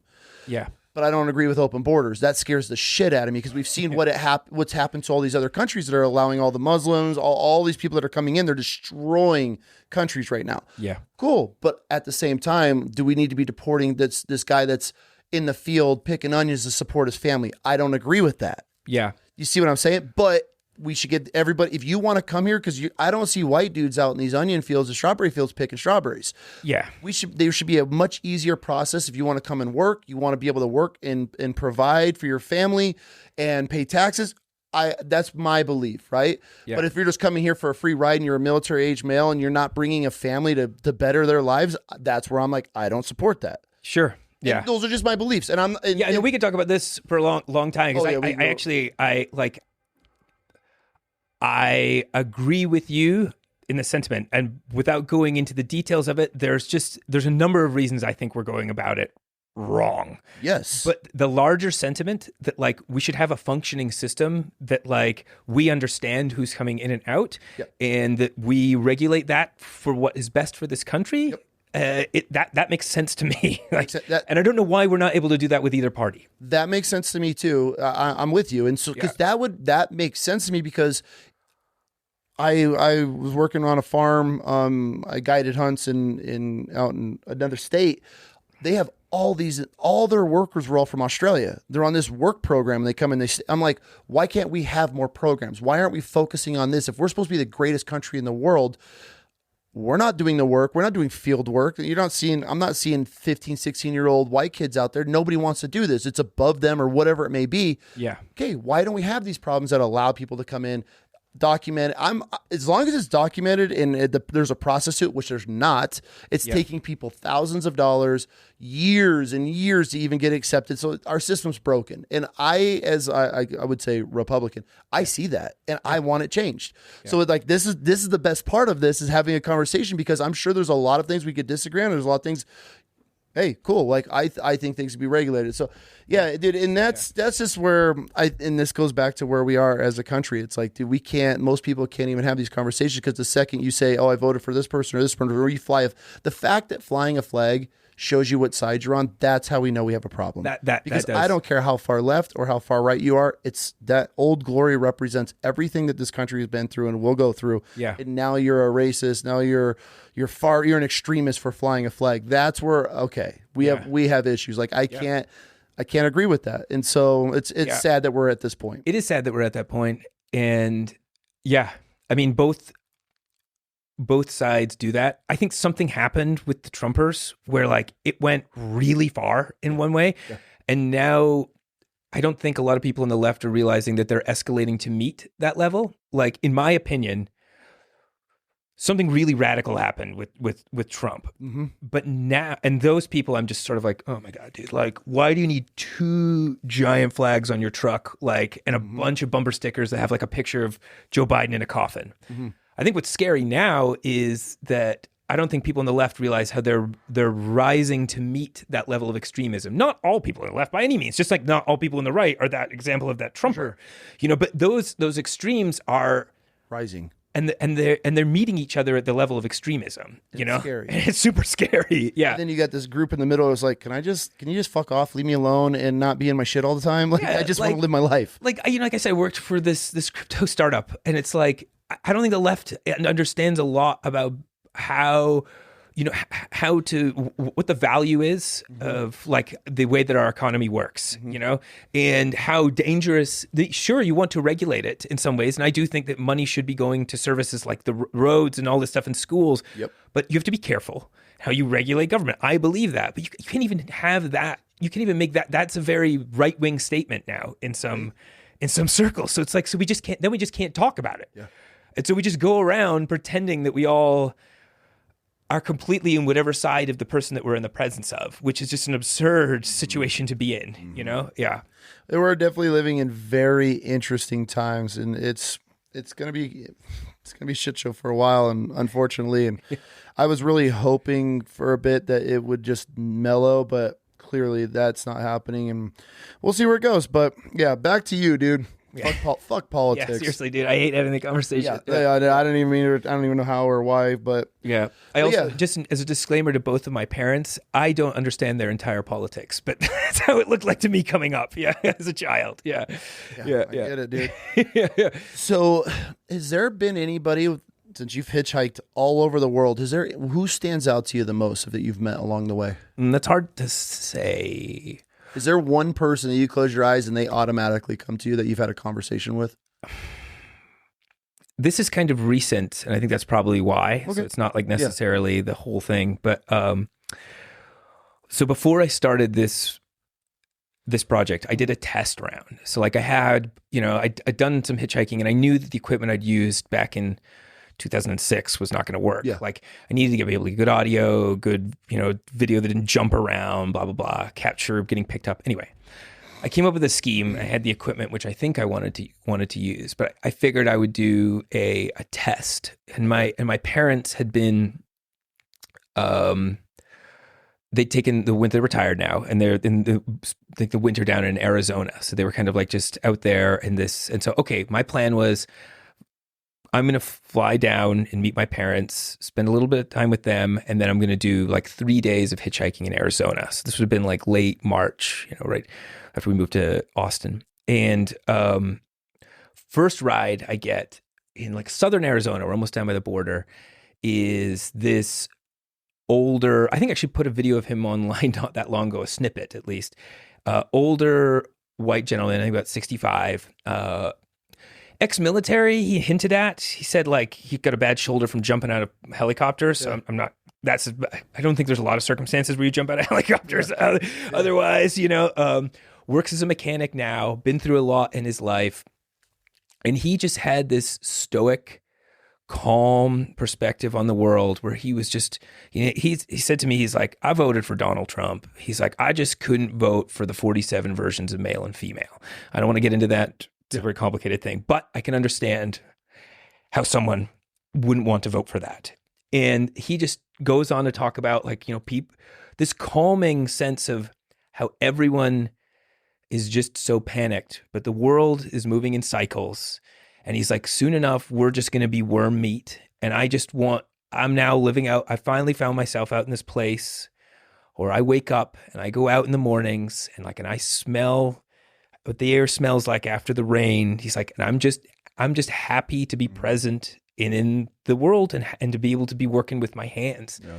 And it was just this, it's almost like I could have been like, and the project's done. Like he basically summarized everything that I feel like I'm still trying to learn and cover in the very first ride that I really did, because he just, here's someone I don't really, I did not vote for Donald Trump.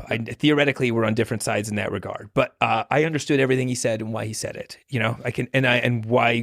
And then he goes on to talk about these things I do agree with him about. We have a lot of commonality about how to find peace and happiness in the world, and and a lot of wisdom as an older man to bestow on me, 25 years as junior. And there's just something really profound about that. Now that you're mentioning it, another one comes to mind too, is there was a guy 2 days ago, I think I did upload a video, who comes to mind just because he was convinced that he found Sasquatch. And really? Yeah. And this is this type of character that picks you up sometimes. You've met this type of character in your life. Oh, for sure. Where they're like, what's the word? They're just bombastic. They know how to be good with shooting the shit. Okay. And he gets in the car and I'm like, well, tell me something about your life. Well, I've had 4 fucking wives. He's like, He's like, the only one I liked was the one who had a job. I've been logging all these years. And he's got all these stories about logging and how he got drunk and then he quit drinking and then how he did this and then he ripped his this and that. And then we've got the skidder, and we're fucking coming. And he's got the cigar that he's chewed to the point where the tobacco is coming out, back into his mouth. And he's just shooting the shit with me. And it's like, he's not the only one, that person. You don't have to hitchhike to meet that type of person. Those people are out there. And it's just what a novelty of person who just is he's fucking loving his life in this point. I asked him what he thought about politics. He's like, I don't fucking know, man. He's like, I don't know what to think of either one of these people. He's like, I don't think either one of them is for me. He's like, I'm happy that I get to work and I like my work. And then I get to, every day I get to, pay for the things that I like and do the things that I love. And it's like, yeah, man, you can't. See, that's living. Can't argue with that, man. Yeah. I get it. That's where it should be, is just living life and being happy. Yeah. Yeah. So South America, Texas, you started and you crossed over right from Texas side, or did you go to Cali and cross in? When I went through Mexico. Yeah. So keep in mind, this was 19 years ago. Yeah.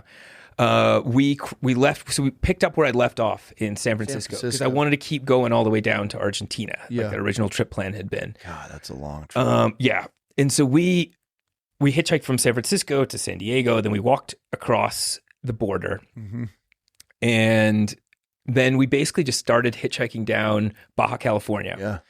And yeah, I mean, it was like a surreal experience. I'd never been down there. It was really easy to get rides. Yep. And then we took the ferry across to the mainland into Los Mochis. I can't remember. I just definitely butchered. You're even putting names Definitely out just there. butchered the name of a town in Mexico. So yeah, never mind. Somewhere. Yeah, somewhere. It's in Sinaloa though, you know. And so then we hitchhiked through Sinaloa, which like I didn't really know at the time, like, but we were hitchhiking through like these areas that, like, you know, that's like the El Chapo, like Cartel HQ. yeah, like Cartel HQ, you know. And you're out here just I as was like, white hey, boy. here we go, like, you know, these two guys. But we I mean, we met all these amazing. We did have some pretty crazy experiences. Mexico is where the drunk driving shit happened a couple times. Oh yeah. Young people just getting into booze and like in crappy vehicles and like really windy roads in the country off steep drops, you know, and they have a problem there. Like where, you know, there's a lot of fatalities in rural parts of the country, unmarked roads. And it's just like, there's a high probability this kid's going to be a statistic and I don't want to be one with him. You know what I mean? Like, yeah. Like, yeah. Two gringos killed in a car wreck. Yeah. We had a couple, we got shook down by fake police. Oh yeah, that's a thing. Yeah. In Tijuana, or where were you? Mazatlan. Oh yeah, okay. And so this is kind of a long story, but it is a bit of a good story actually. Tourists the shit down there, and they can pick. I will. Okay, I'll tell this as fast as I can. We come into town, and we're not staying in the like touristy part of town because we were trying to find the cheapest hotel, and it was in the like part, I guess, where all more of the locals live, away from where the resorts come down. Yeah, and so we go there, we dump our stuff in this hotel, and we were so hungry because we just walked a long distance to get to the center of town. And we just leave our place, and like across from our hotel, there's a spot that just says like mariscos and something else. Like I think it's, and so we're like, oh, like seafood, great. All right, so we go in the door. Turns out there's no seafood at all. All they do is sell Pacifico and these things they call like caguamas, like those giant, you know, like bottles of beer. And there's just people getting hammered in there. And so me and my friend, we're like, all right, fuck it. Like, let's have, yeah, you know.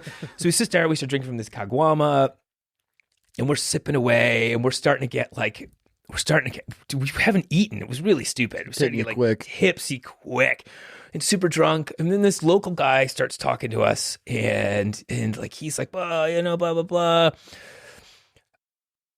You know, well, anything you guys need when you're here, I can hook it up for you. And he's like, you guys need need any weed or something like that? And we were dumb idiots. We were just like, yeah, I'll take some mota. Yeah, we want to get high. And so and we're at this point starting to get kind of pretty drunk, I think, you know. And we leave this.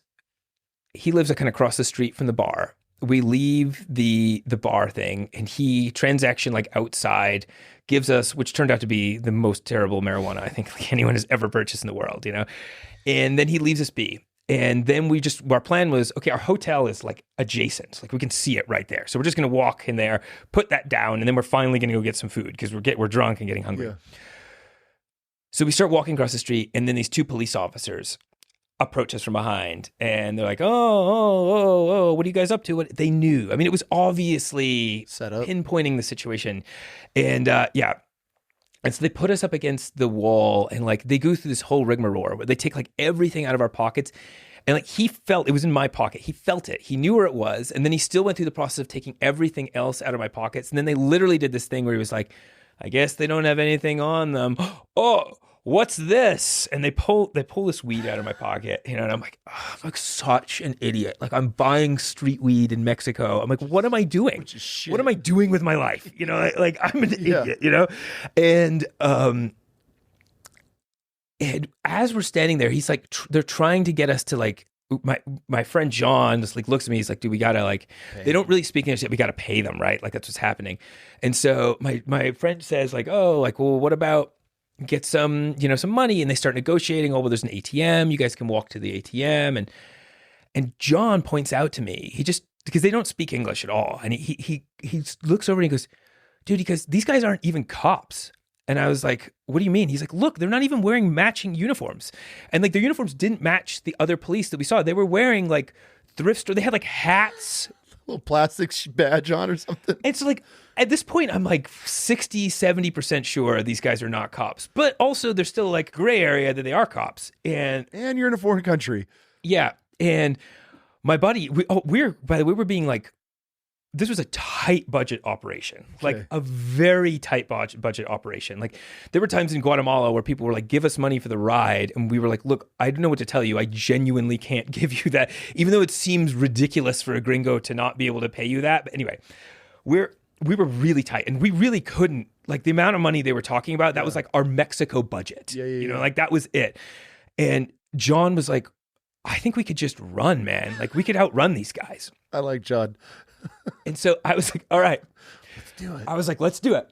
And so John is like, I'm going to grab our things, because he's like talking to them, and they're like kind of talking to him there. And basically I turned to where they put everything we have. Like everything was in our pockets. It's on this like windowsill. And I grab it all. I just jam his wallet, my wallet into our pockets.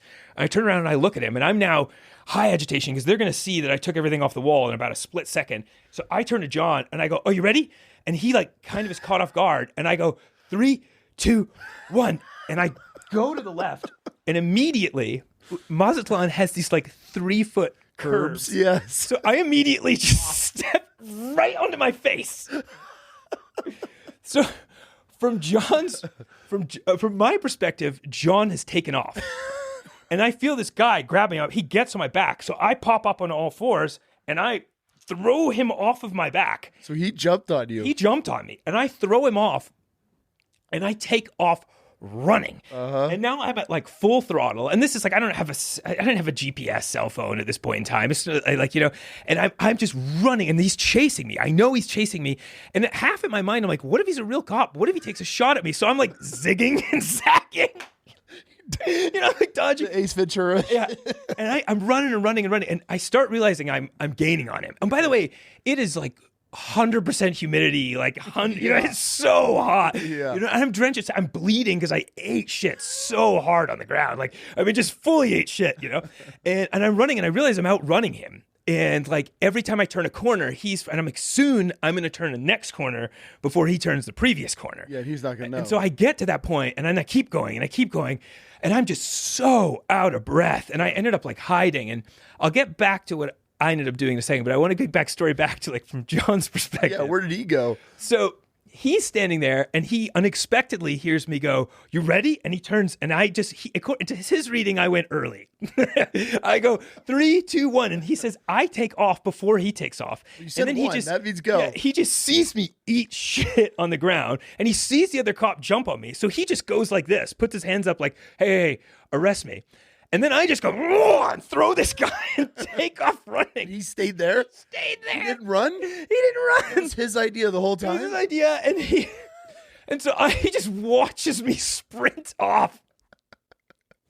So finally, the other cop came back, and like, they cornered him, and they're like, okay, now you're in big trouble. You need to pay us for everything. And he's like, I don't know what to tell you. That dude just ran off with my wallet. Like, I took everything he had. He's like, I literally can't pay you.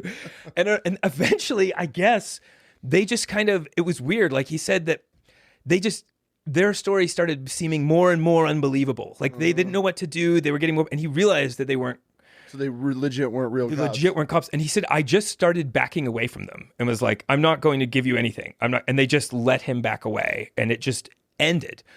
On my end, I am completely lost because I have been like purposefully running in like zigzags. Get attacked by dogs and shit. I am so lost. I'm bleeding and dirty. And this poor family. It was like a random house, and the door was like ajar into their like pantry. I could see them watching TV. So like it felt like the least invasive of all the surrounding homes. And I just kind of tapped on the door and was like, hola. And I'm just like, bleeding. And I'm like, do you know where this hotel is? And they were like, yes, you need to go there and there. And then they got me back. And like, yeah, we eventually met up, and it was fine. But yeah, that was nuts. Yeah. Holy Lessons to anyone: don't be an idiot and buy street marijuana in Mazatlan, Mexico. Yeah, that was a really stupid thing. Oh my god! So I guess how far did you? That story's on the record. record now. Yeah. It was a long time ago. Yeah. Foreign country, you're good. Yeah. So we made it. We went through Chiapas. Where the hell's that? That's the last state in Mexico. And then we crossed over on foot, with a big rig into Guatemala. And every country we crossed over to, at least Mexico and Guatemala, was like, maybe we're not going to be able to do this anymore. We didn't know what to expect because Guatemala is considerably different, from Mexico, more impoverished, all that kind of stuff. Yeah. But Guatemala was great. And we ended up hitchhiking up into the mountains in Guatemala. We stopped at a place, we did a Spanish school for a little bit, like Lago de Atitlan, which was kind of cool because we learned like a little bit more Spanish, And then we went to this really rural Guatemala, and it got to a point where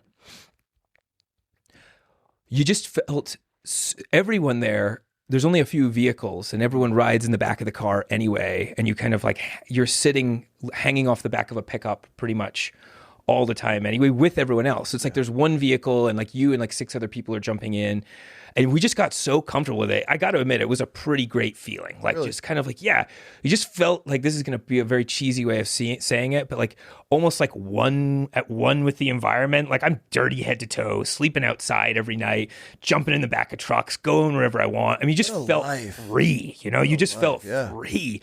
Where it's clicking, everything's it was just clicking, and we just felt like we were good at what we were doing at that point too. We were on it. Now. We had a system where like there were points in Mexico where it felt like you would feel like eyes on you, and it's not so much like maybe Nautico. It's just like the townspeople look scared, and when other people look scared, it's a vibe. It's like it's a vibe, like okay, let's get out of this place, let's do this, let's move that, and like anyway, we went up to Tikal, which is like the pyramids in Guatemala, across to Belize, down through Belize, back into Guatemala to get into Honduras. Then we actually in El Salvador, then into Honduras. And we actually crossed Honduras because I read in some Lonely Planet book.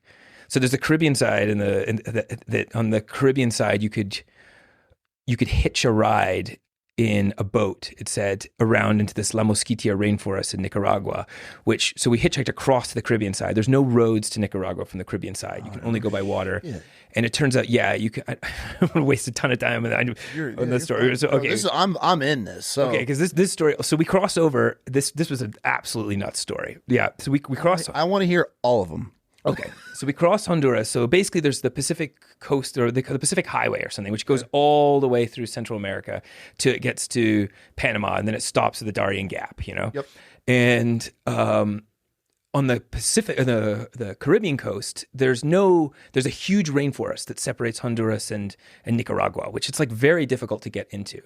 And they had this Lonely Planet books, which are called like Central America on a shoestring, like how to go for cheap. And we had one of those, and we would like flip through. That's how we find like the cheap hostel. Okay, look, this is the cheapest place to go. It's like, this is pre-cell phone. You're not just Googling this shit. Yeah, we had paper maps, back pockets filled with paper maps. We had legit compasses. Like we would get dropped in town and just be like, okay, on the map, there's a river. Oh no, okay, so if we can get to the river, we know which direction we're going, and we can go from there, And so we cross Honduras, and we get to this town called like La Ceiba, I think it's called. And immediately we realized that whoever wrote this in this Lonely Planet book is completely full of shit. Like it's a legit industry with like boats coming in and out. Like, they're not going to take, they're not taking like random kids into their, like they've got like insurance and shit. They're working for US companies, and they're doing international. Okay. It's a port. You know what I mean? Like, Yeah. And so we're there for like 2 days, and it's raining the whole time. That like Caribbean soft rain where it's like just it doesn't stop. You know what I mean? Like, and we were like, oh fuck. I guess we're gonna have. We'd already at this point we decided a while back that we didn't have enough money to make it to Argentina, and rather than rush, we'd be better to go slowly through Central America. So we'd bought tickets out of Costa Rica for a certain date, planning ahead from about where we were in Guatemala when we left. It would take us about a month, And so now we've gone all the way across Honduras, and we're like there for 2 days, and we're like, oh, we're gonna have to hitchhike all the way back across Honduras against the same road because there's only one, and then we'll be back where we were like all these days before. So we were bummed. We were like really hoping this boat thing would come together, and literally, I swear, like a couple hours before we were about ready to give up, this pickup truck just pulls over, and this guy is like, "You guys are the kids trying to get into a boat to go into the rainforest, right?" And we're like, "Yeah." He's like, "Come with us, man. We got boats. We're going. We leave tonight." And we were like, okay. Really? Yeah, like, let's just do this. We're idiots. We jump in the back of this pickup truck. There's like 3 other guys in the back of the pickup truck. And we drive away from the main port, which is clearly established port, to this like private gated spot where there's like armed guards out front. Okay. And they open the gates, the armed guards do, and we drive in, and there's like this kind of like mansion, like a giant roundabout with like a huge fountain. And then in the corner, there's this small port with these like horribly like dilapidated fishing boats. Like, I mean, they're in rough shape. And first thing they have us do is they're just like, look, we need to load all these fiberglass canoes onto the boat. I guess they fish for like conch shells. Like they dive down and they pull them up, you know? Yeah. And they were like, we need to get all these under the boat. And we were like, sure, we'll help, you know? So we're like helping them move them. All the fiberglass was wet. We just got coated. It was brutal. But that's a side thing. Then we get on the boat that evening, and the boat just like doesn't start. Something's wrong, you know? And our Spanish is not superb. We're kind of figuring out like something's going on with the engine or some pump, you know, we're not really sure. But they're like, we're going to fix it first thing in the morning. Okay, great. And then instead of going to bed, they get blackout drunk and do a ton of cocaine. All the guys who were working on the boat, who, by the way, all looked pretty like shifty. Like they looked like characters. Would you like, you know, in a lineup, you'd be like, that guy did it. Like, you know, all of them guilty. Yeah, all of them, you know. And like, man, they getting like hammered drunk that night, and they were up all night. And like by like 3 a.m, one of them was like waking us up, like asking us for cash so we can buy more drugs. He'll split with us, and we're like, no, man, no. So they're up the whole night. Next day, they don't do shit because they're so hungover. Yeah. In the afternoon, the captain is like, you guys want to see something? He takes us on land, and they've got a jaguar in a cage. It wasn't theirs. It was someone else's. There was... You were 100% like El Chapo's freaking one of his side mansions. So later on in the trip, when we were out on the boat, the guy did... So you actually got going. Eventually, he did admit to us. He admitted to John, not to me. John was with him talking, and he basically said, like, yeah, we go out down towards, you know, the direction of South America, because from that point it's not that far to get there. He's like, you know, maybe we catch some fish. He's like, maybe we also get some cocaine. They put it underneath the fish. Yeah, like that's like he just admitted it was a drug smuggling thing, you know. You find yourself on a drug smuggling boat? Yeah, and yeah, so we're just on it, like on this boat. And they did get it to run finally that next evening, and we leave that evening, and like, yeah, we're in this like choppy seas. I'm getting seasickness. Everyone was getting seasickness. There was other people on there who were just locals from the La Mosquitia rainforest, and they were riding with us, and they were like, yeah, some of those people were getting really sick. Like, I don't think they were used to it, but I was also like queasy, you know, the whole night. Anyway, we rode for like a couple days, I think, on this thing, and then when we got to where we were going, which we didn't know where we were going, they were just like, we're going to take you to this spot where you can get off and go into the rainforest. This dugout canoe came out like to the edge of the boat. They turn it next to it, like dugout, you know, one of those ones from like a tree. And there's no like way to get off the higher boat we're on down to. We just like throw our bags and we all jump into the canoe, and there's 2 dudes in the canoe. One of them running a little like, you know, 4-stroke, I had a 2-stroke maybe, I don't know, motor, and the other one is just bailing out this hole furiously. Like that's his job. It's just the thing is filling up, you know. And so we all jump in, and it's already like about water level. And we've got this gear, we don't want to get wet. And they drive it into shore. And then when we get close to shore, he just broadsides the thing, and it just completely collapses, you know? And so we all get out, and we run in, and yeah, we're just in this like jungle village. We were there for 2 days. Everyone was in these, like lived in these huts that were like up on stilts. And they had like pigs and roaming, like, you know, animals, like chickens running around.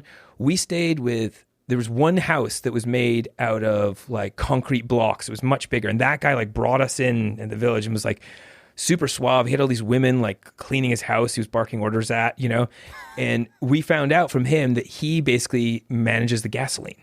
Like he's the middleman. He's he's got the money there. Like, and he's kind of like the town wealthy guy in this tiny village.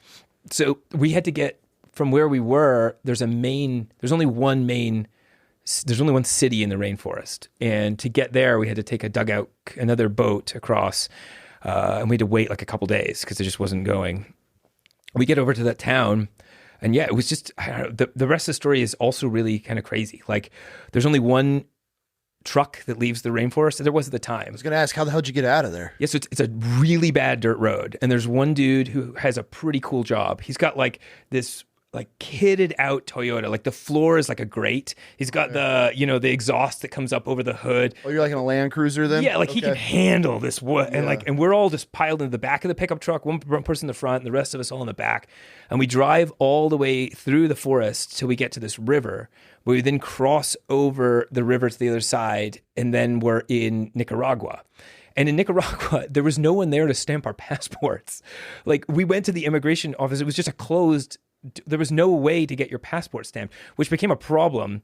We had to pay people off when we tried to cross from Nicaragua into Costa Rica, because the Costa Ricans were just like, you were never officially in Nicaragua. And we were like in our terrible Spanish being like, no, let me explain. Like, we crossed over and they just eventually just turned into like a money. But anyway, back in Nicaragua, we tried to hitchhike and we couldn't. There's just no traffic. Like, there's impossible to, but there's a bus that leaves like once in every morning and takes people out, and men on the roof, women inside. And so like we were on the roof of this old US school bus, and they take us out. I do have cool footage from this actually.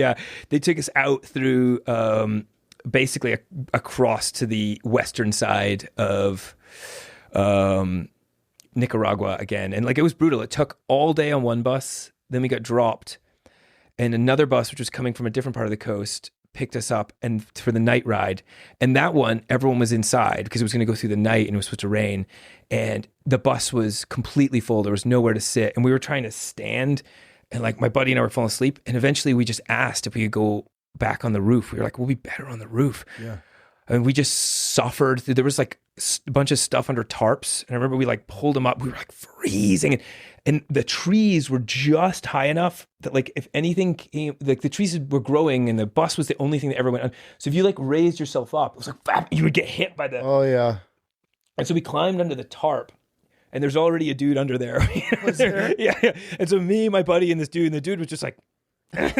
Three of us just sat there until morning, and then we finally got. The best part was like the bus. They were that second bus. People were assholes to us. I don't know why. Everything else in Latin America was, but those guys were making fun of us. They were like, "Oh, gringos can't find a seat. Like, no, you can't sit here." I don't know what that vibe was, but the bus. I remember it blew over some huge like pothole, and the tire blew out, and like the axle looked fucked. And we were still like an hour and a half from the final destination, but we were just hitchhikers. And I remember we felt like so much when we got the last laugh. Everyone was stuck on the bus, and we were just like, "Later, losers!" So we just started like thumbing a ride out of there. That was hands down that full story from like being at that point. Because at this point, it took us so long that we made it to our flights in Costa Rica we got to San Jose, Costa Rica the night. We had an afternoon and a night, and the next day was our flight. Like that will go down in my life as like, what the hell happened? That was amazing. Like that whole experience from getting in that boat with those, I bet that whole story is a podcast in its own. I've written it down a few times just to like, so I don't forget it. Like, I wonder. Are you ever going to write a book? I think probably would like to at some point. Yeah. I've met a lot of people in my life. I would highly suggest writing a book. All right. Yeah. Serious, man. This is you could come on anytime. I'm glad. Yeah. That story. Yeah. That's a hell of a, that one's always. Dude, you have lived a life. Yeah. I have footage from that too. I'm glad I have footage from that one, because I tell that one and people are like, but I'm like, no, dude, like you could see the boat. I didn't get footage of the Jaguar, but I got pretty much everything else around it. Yeah. There's lions, jaguars, leopards. There's coke involved. There's a coke dealer at you're in a kingpin somewhere. I've never seen a wildcat. Have you seen a wildcat in a cage before? It like the guy who took as the captain was like, he knew what he was doing. He was like, come on, get closer, get closer, get closer. And the cat is, poor thing. The cat cage was tiny, you know? And when you got close to it, oh my God, the speed that it slashed at me, like, I mean, it would absolutely rip my face off, you know, like, but of course, it's in a cage, you know, like, yeah, man. Yeah, those things. Yeah.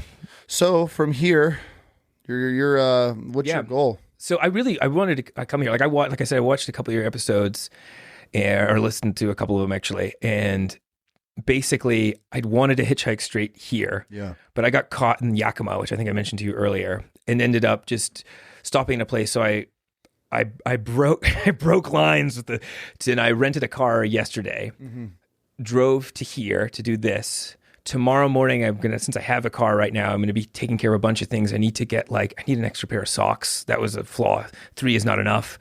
Yeah. They're all I wash it. They're like the running synthetic socks, and I wash them, but you still only get 2 runs out of it. So I need several more pairs of socks. Yeah.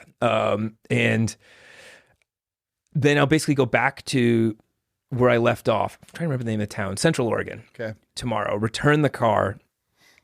Then I'm going to hitchhike south and west, because eventually I want to get past the 5 in Oregon over to that coastal route. I think it's Route 1. It goes down and get a different taste. I feel like I came through central Washington, which is, I mean, basically, I think my understanding from what I've been told is Washington and Oregon, it's like the Cascades are basically like a political divide. You know, yes. And so I came through Idaho and the eastern side of Washington, and I'm going to cut across and do the western side of Oregon and kind of see what the vibe is on the coast there. Coast is dope, man. Really? Yeah. The coast, like Roseburg, all that. Right on the border you have. Anyways, where did you shoot your deer, kid? Your blacktail. Do you remember?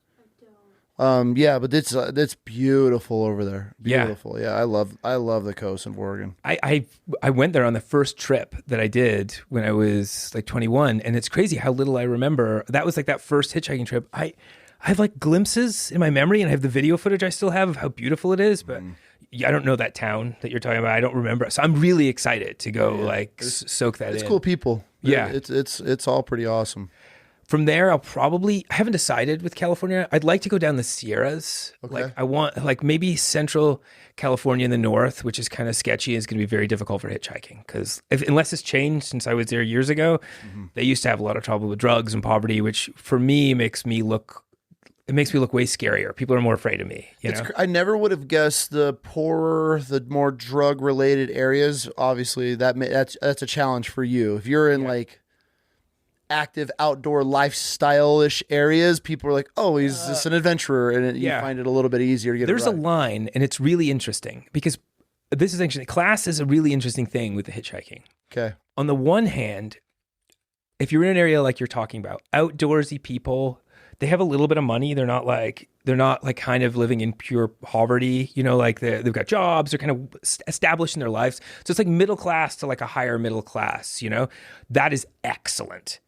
But you cross over to a line where people are driving really nice cars, and they're snooty. They've got super nice houses, you know, I don't want you there. And since we're in Idaho, I'll say McCall. That was those aren't Idahoans.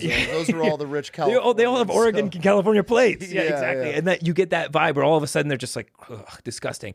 On the other end, people who are poorer, it feels like they have empathy and perspective a lot of times. There's just this sense man, the amount of people, I'm glad that I speak more Spanish now. I rode 3 hours with a guy the other day he lives in the Yakima Valley yesterday, actually. He's lived there almost his entire life, but he doesn't speak English. He's, you know, he's a permanent resident here, you know, and he works and lives in an apple packing factory there. And that's there's this kind of this warmness that you get from people, I think, who empathize with, this is someone on the road, I'm going to help them out, you know, I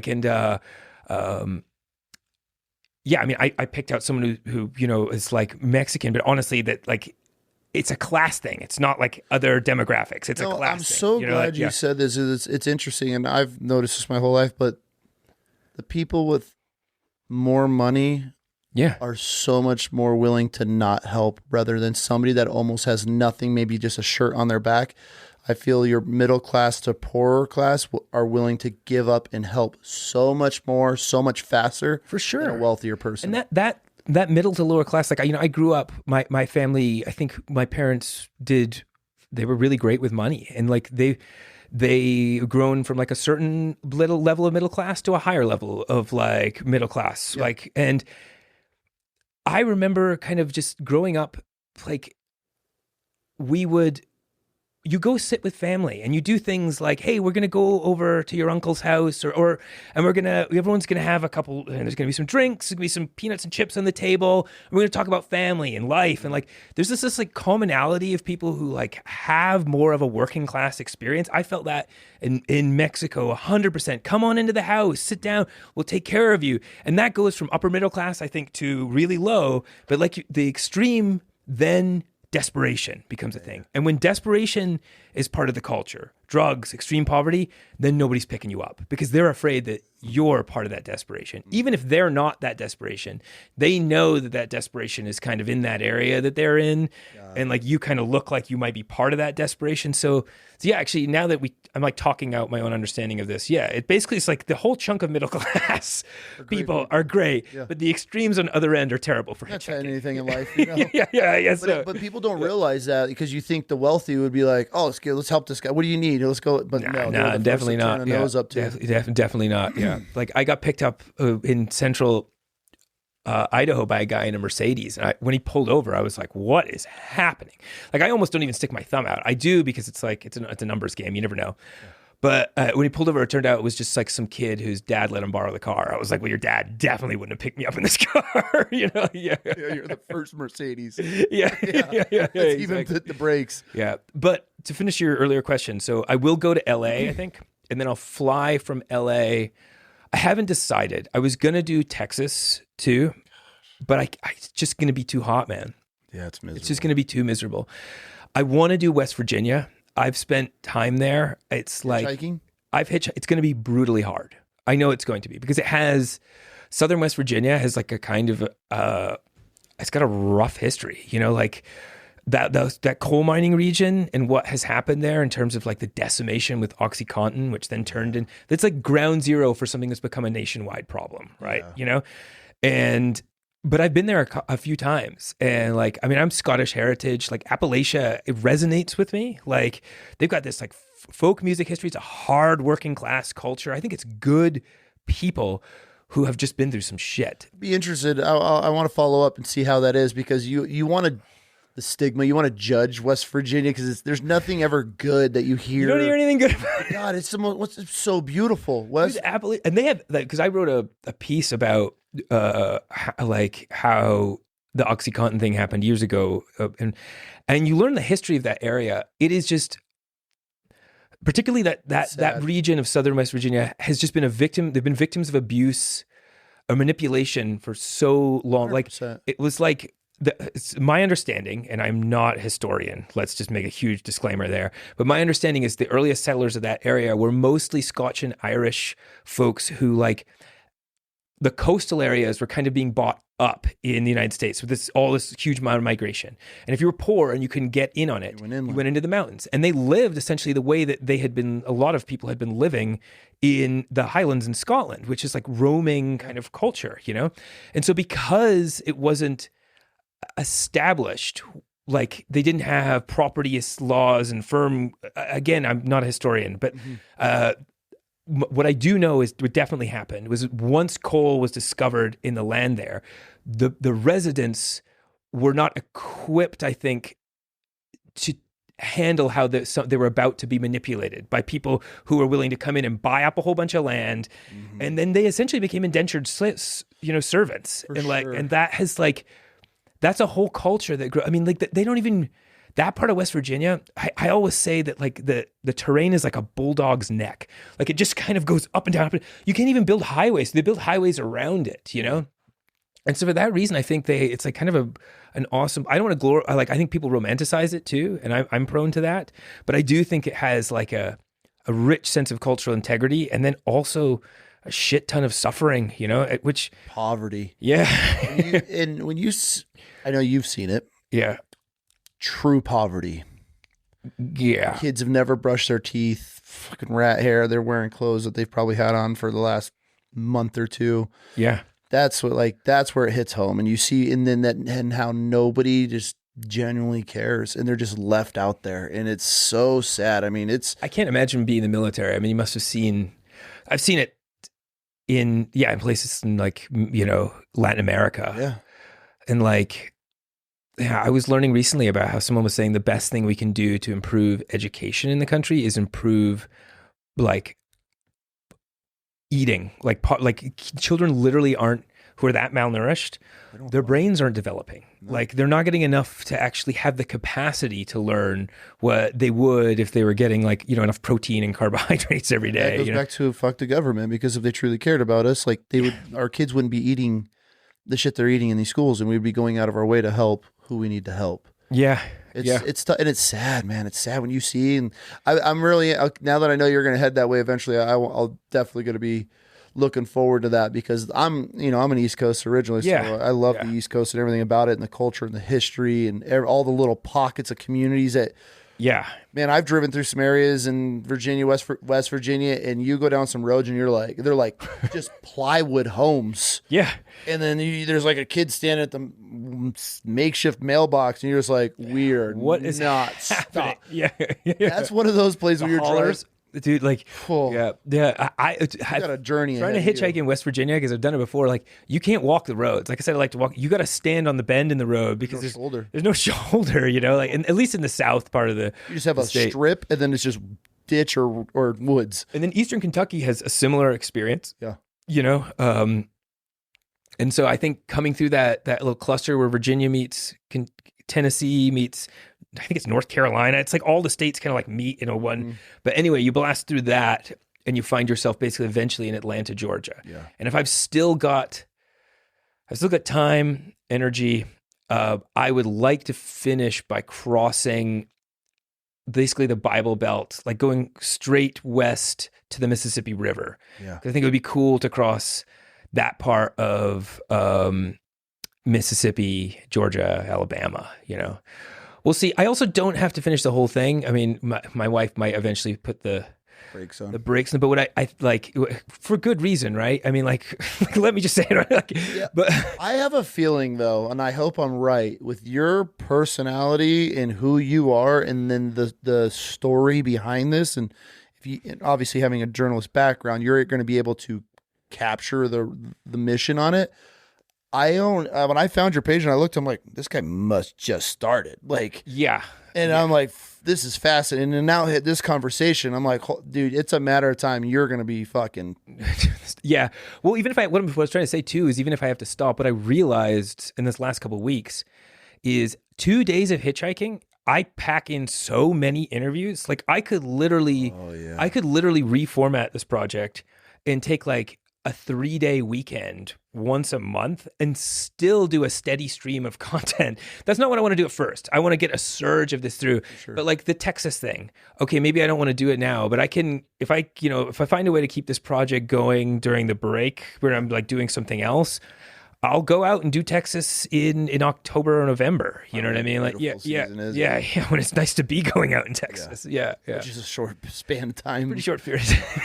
Damn, dude. What's your favorite state that you've been in so far? That's hard to say because I've done a lot of hitchhiking in a lot of the states. I did do some hitchhiking in Texas before and was surprised at how amazing Texas in the winter. I tried to do a version of this project once in December 2019. I tried to do a test run, which I still had a job, so I didn't know how I was going to do it. I just wanted to test it out. I did that in Texas. And if you remember what December 2019 was, that's when it froze. COVID came like the next month. And I was telling people, I'm like, I can't be hitchhiking during this period of our lives, you know? Like there's no better way to spread disease than be the guy who like literally gets everyone's car, you know? Yeah. And so Texas was surprisingly good. Honestly, Idaho, because part of it is how beautiful this place is makes a difference. A secondary thing is like those beautiful places tend to lead to almost like people who like love where they live, and like central Idaho just had this like really like, I'd always been like a black box on the map for me. It's like, oh yeah, you got the Cascades, you got the Rocky Mountains, you got the Sierra Nevadas, and then like, I think it's mountainous there, like, and going through it was just like, yeah, I mean, I'm doing the thing that everyone in Idaho told me not to do, which is like promote how great Idaho is, because all the Californians, they're already coming yeah, here. They're already coming. Like, yeah. But it's incredible here. It's incredible here. I've other spots. I mean, Colorado in the western side. Yeah, I feel like there's a sweet spot between rich culture and outdoorsy enough where I look a certain way to people that it's just like Alaska. I don't know if I'll ever go back to do it, but like hitchhiking in Alaska was awesome, and people don't give a shit. They all are armed to the hilt. So like, and they pull over, and the amount of times someone pull over and be like, not trying to scare you, but just so you know, 45 Magnum right here. And you're like, all right. Well, that's how I would be. If I picked you over, I'd be like, fuck around, find out. Like, yeah, exactly. That applies let's here. just be upfront. You know what I mean? And I totally respect that. Okay. Yeah, of course. Because it's like, if you're doing that, you're also signaling to me that you're not attempting to covertly use that weapon against me. I could get out of the vehicle at that moment. Yeah. So you're upwardly escalating in a positive way. It's funny. I've thought about the gun thing a lot. When I was younger, I've kind of just stuck with the ethos I set for myself at 21, which is like, I'm not bringing weapons with me. That was my next question. Yeah. Why don't you? I'm rethinking a little bit now. I think at that age, I was so new to the hitchhiking. I was afraid that I would be the guy who created the problem. Okay. Like that I would get scared and all of a sudden I'm whipping out a weapon when there's nothing going on. And it escalates. Or some dude's like swerving off the road and so, yeah, I didn't, I'm rethinking it a little bit now. I think at the least I should have some sort of primitive, I mean, other than like a bear mace, but then again, a bear mace, you get ready for the car crash, because as soon as you spray, nobody's winning in that situation. Nobody wins. As soon as you spray a driver who's trying to hurt you, like, yeah, I hope you got your seatbelt on. Grab the wheel and get it in the ditch. What's funny is sitting in my house at home. My parents had a neighbor. They got a camp up in Maine. Mm-hmm. The neighbor, she left, and she gave a gift to my parents when she left. This little, I don't even know what the weapon is. It's this little tiny Smith & Wesson. It's tiny.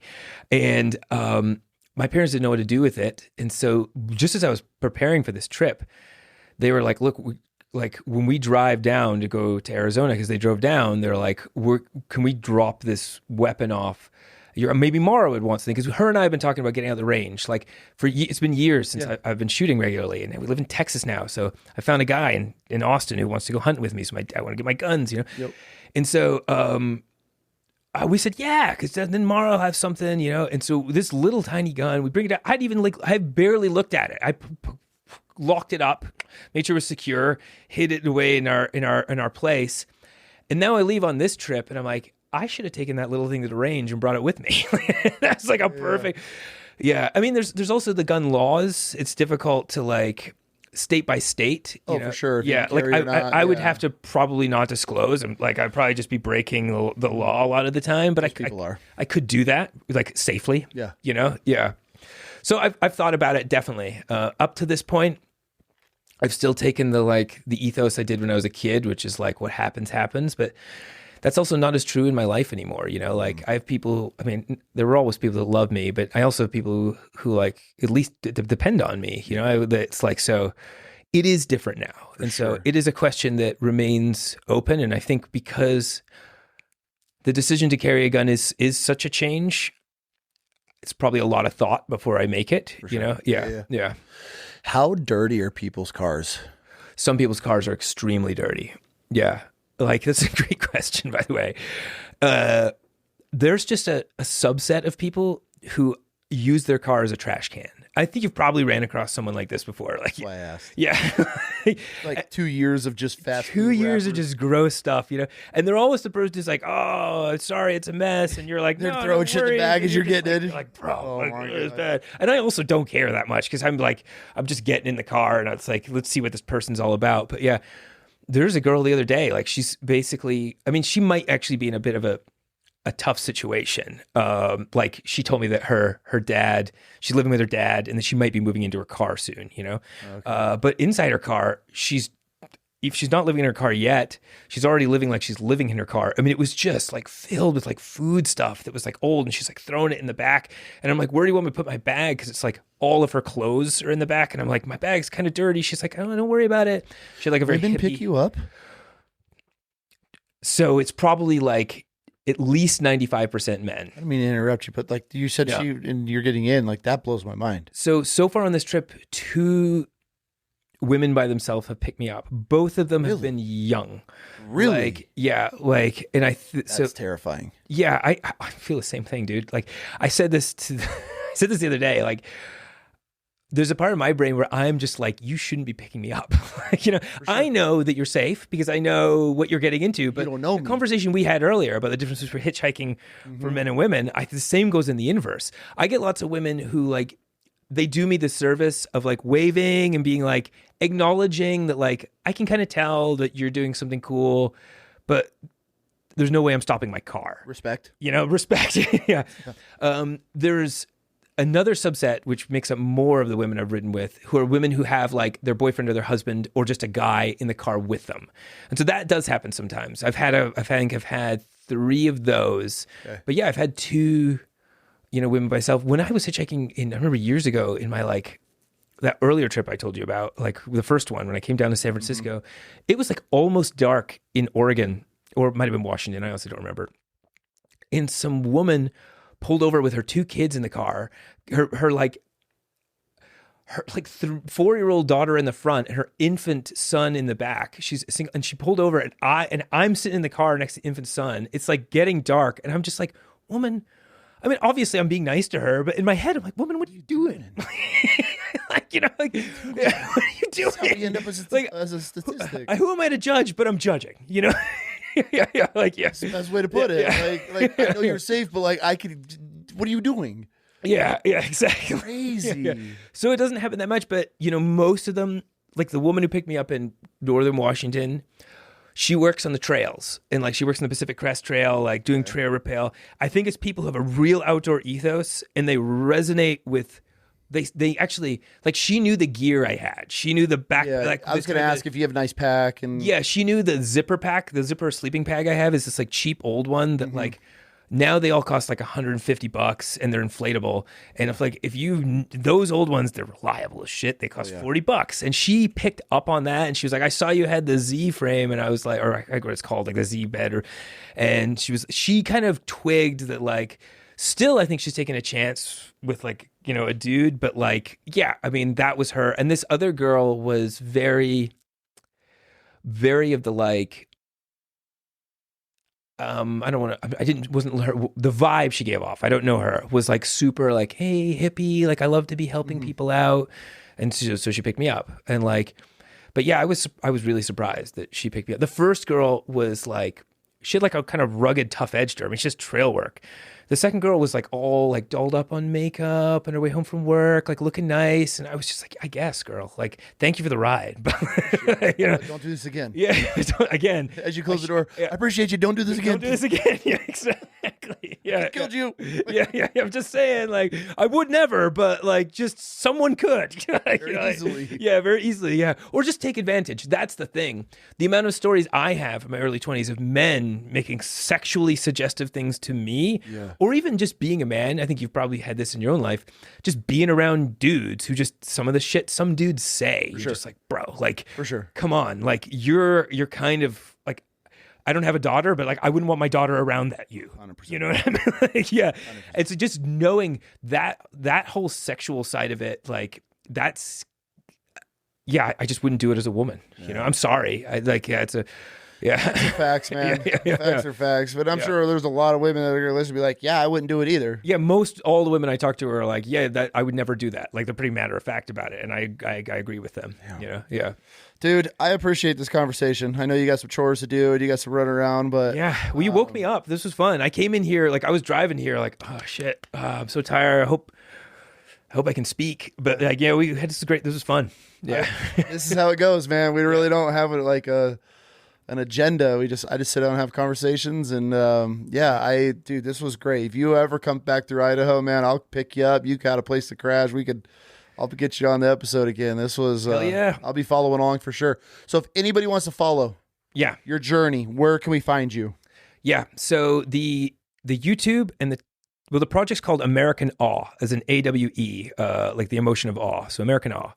I'm on TikTok as @American Awe. You could search me on Instagram as the title American Awe, but it's my personal Instagram account, which is Luke Whyte. Got it. But American Awe, that's also the YouTube channel. So I mean, if you Google American Awe, I'm going to come up somewhere pretty close to the top there, especially if you add the word hitchhiking to it. Yeah. Yeah. We'll have it all linked, so I'll have you send me all that, and we'll get it all linked. But for all just the audio people, we want to make sure they get it.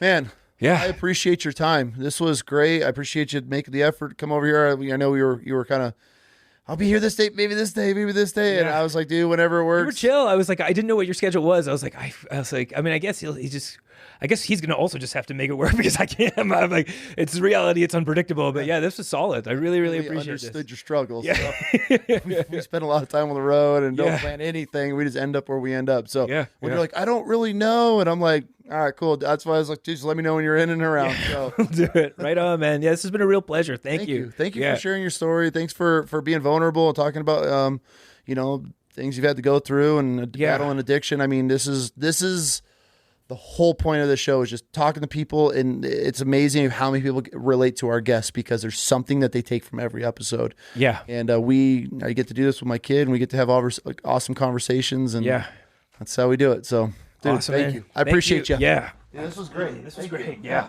I Hell yeah. genuinely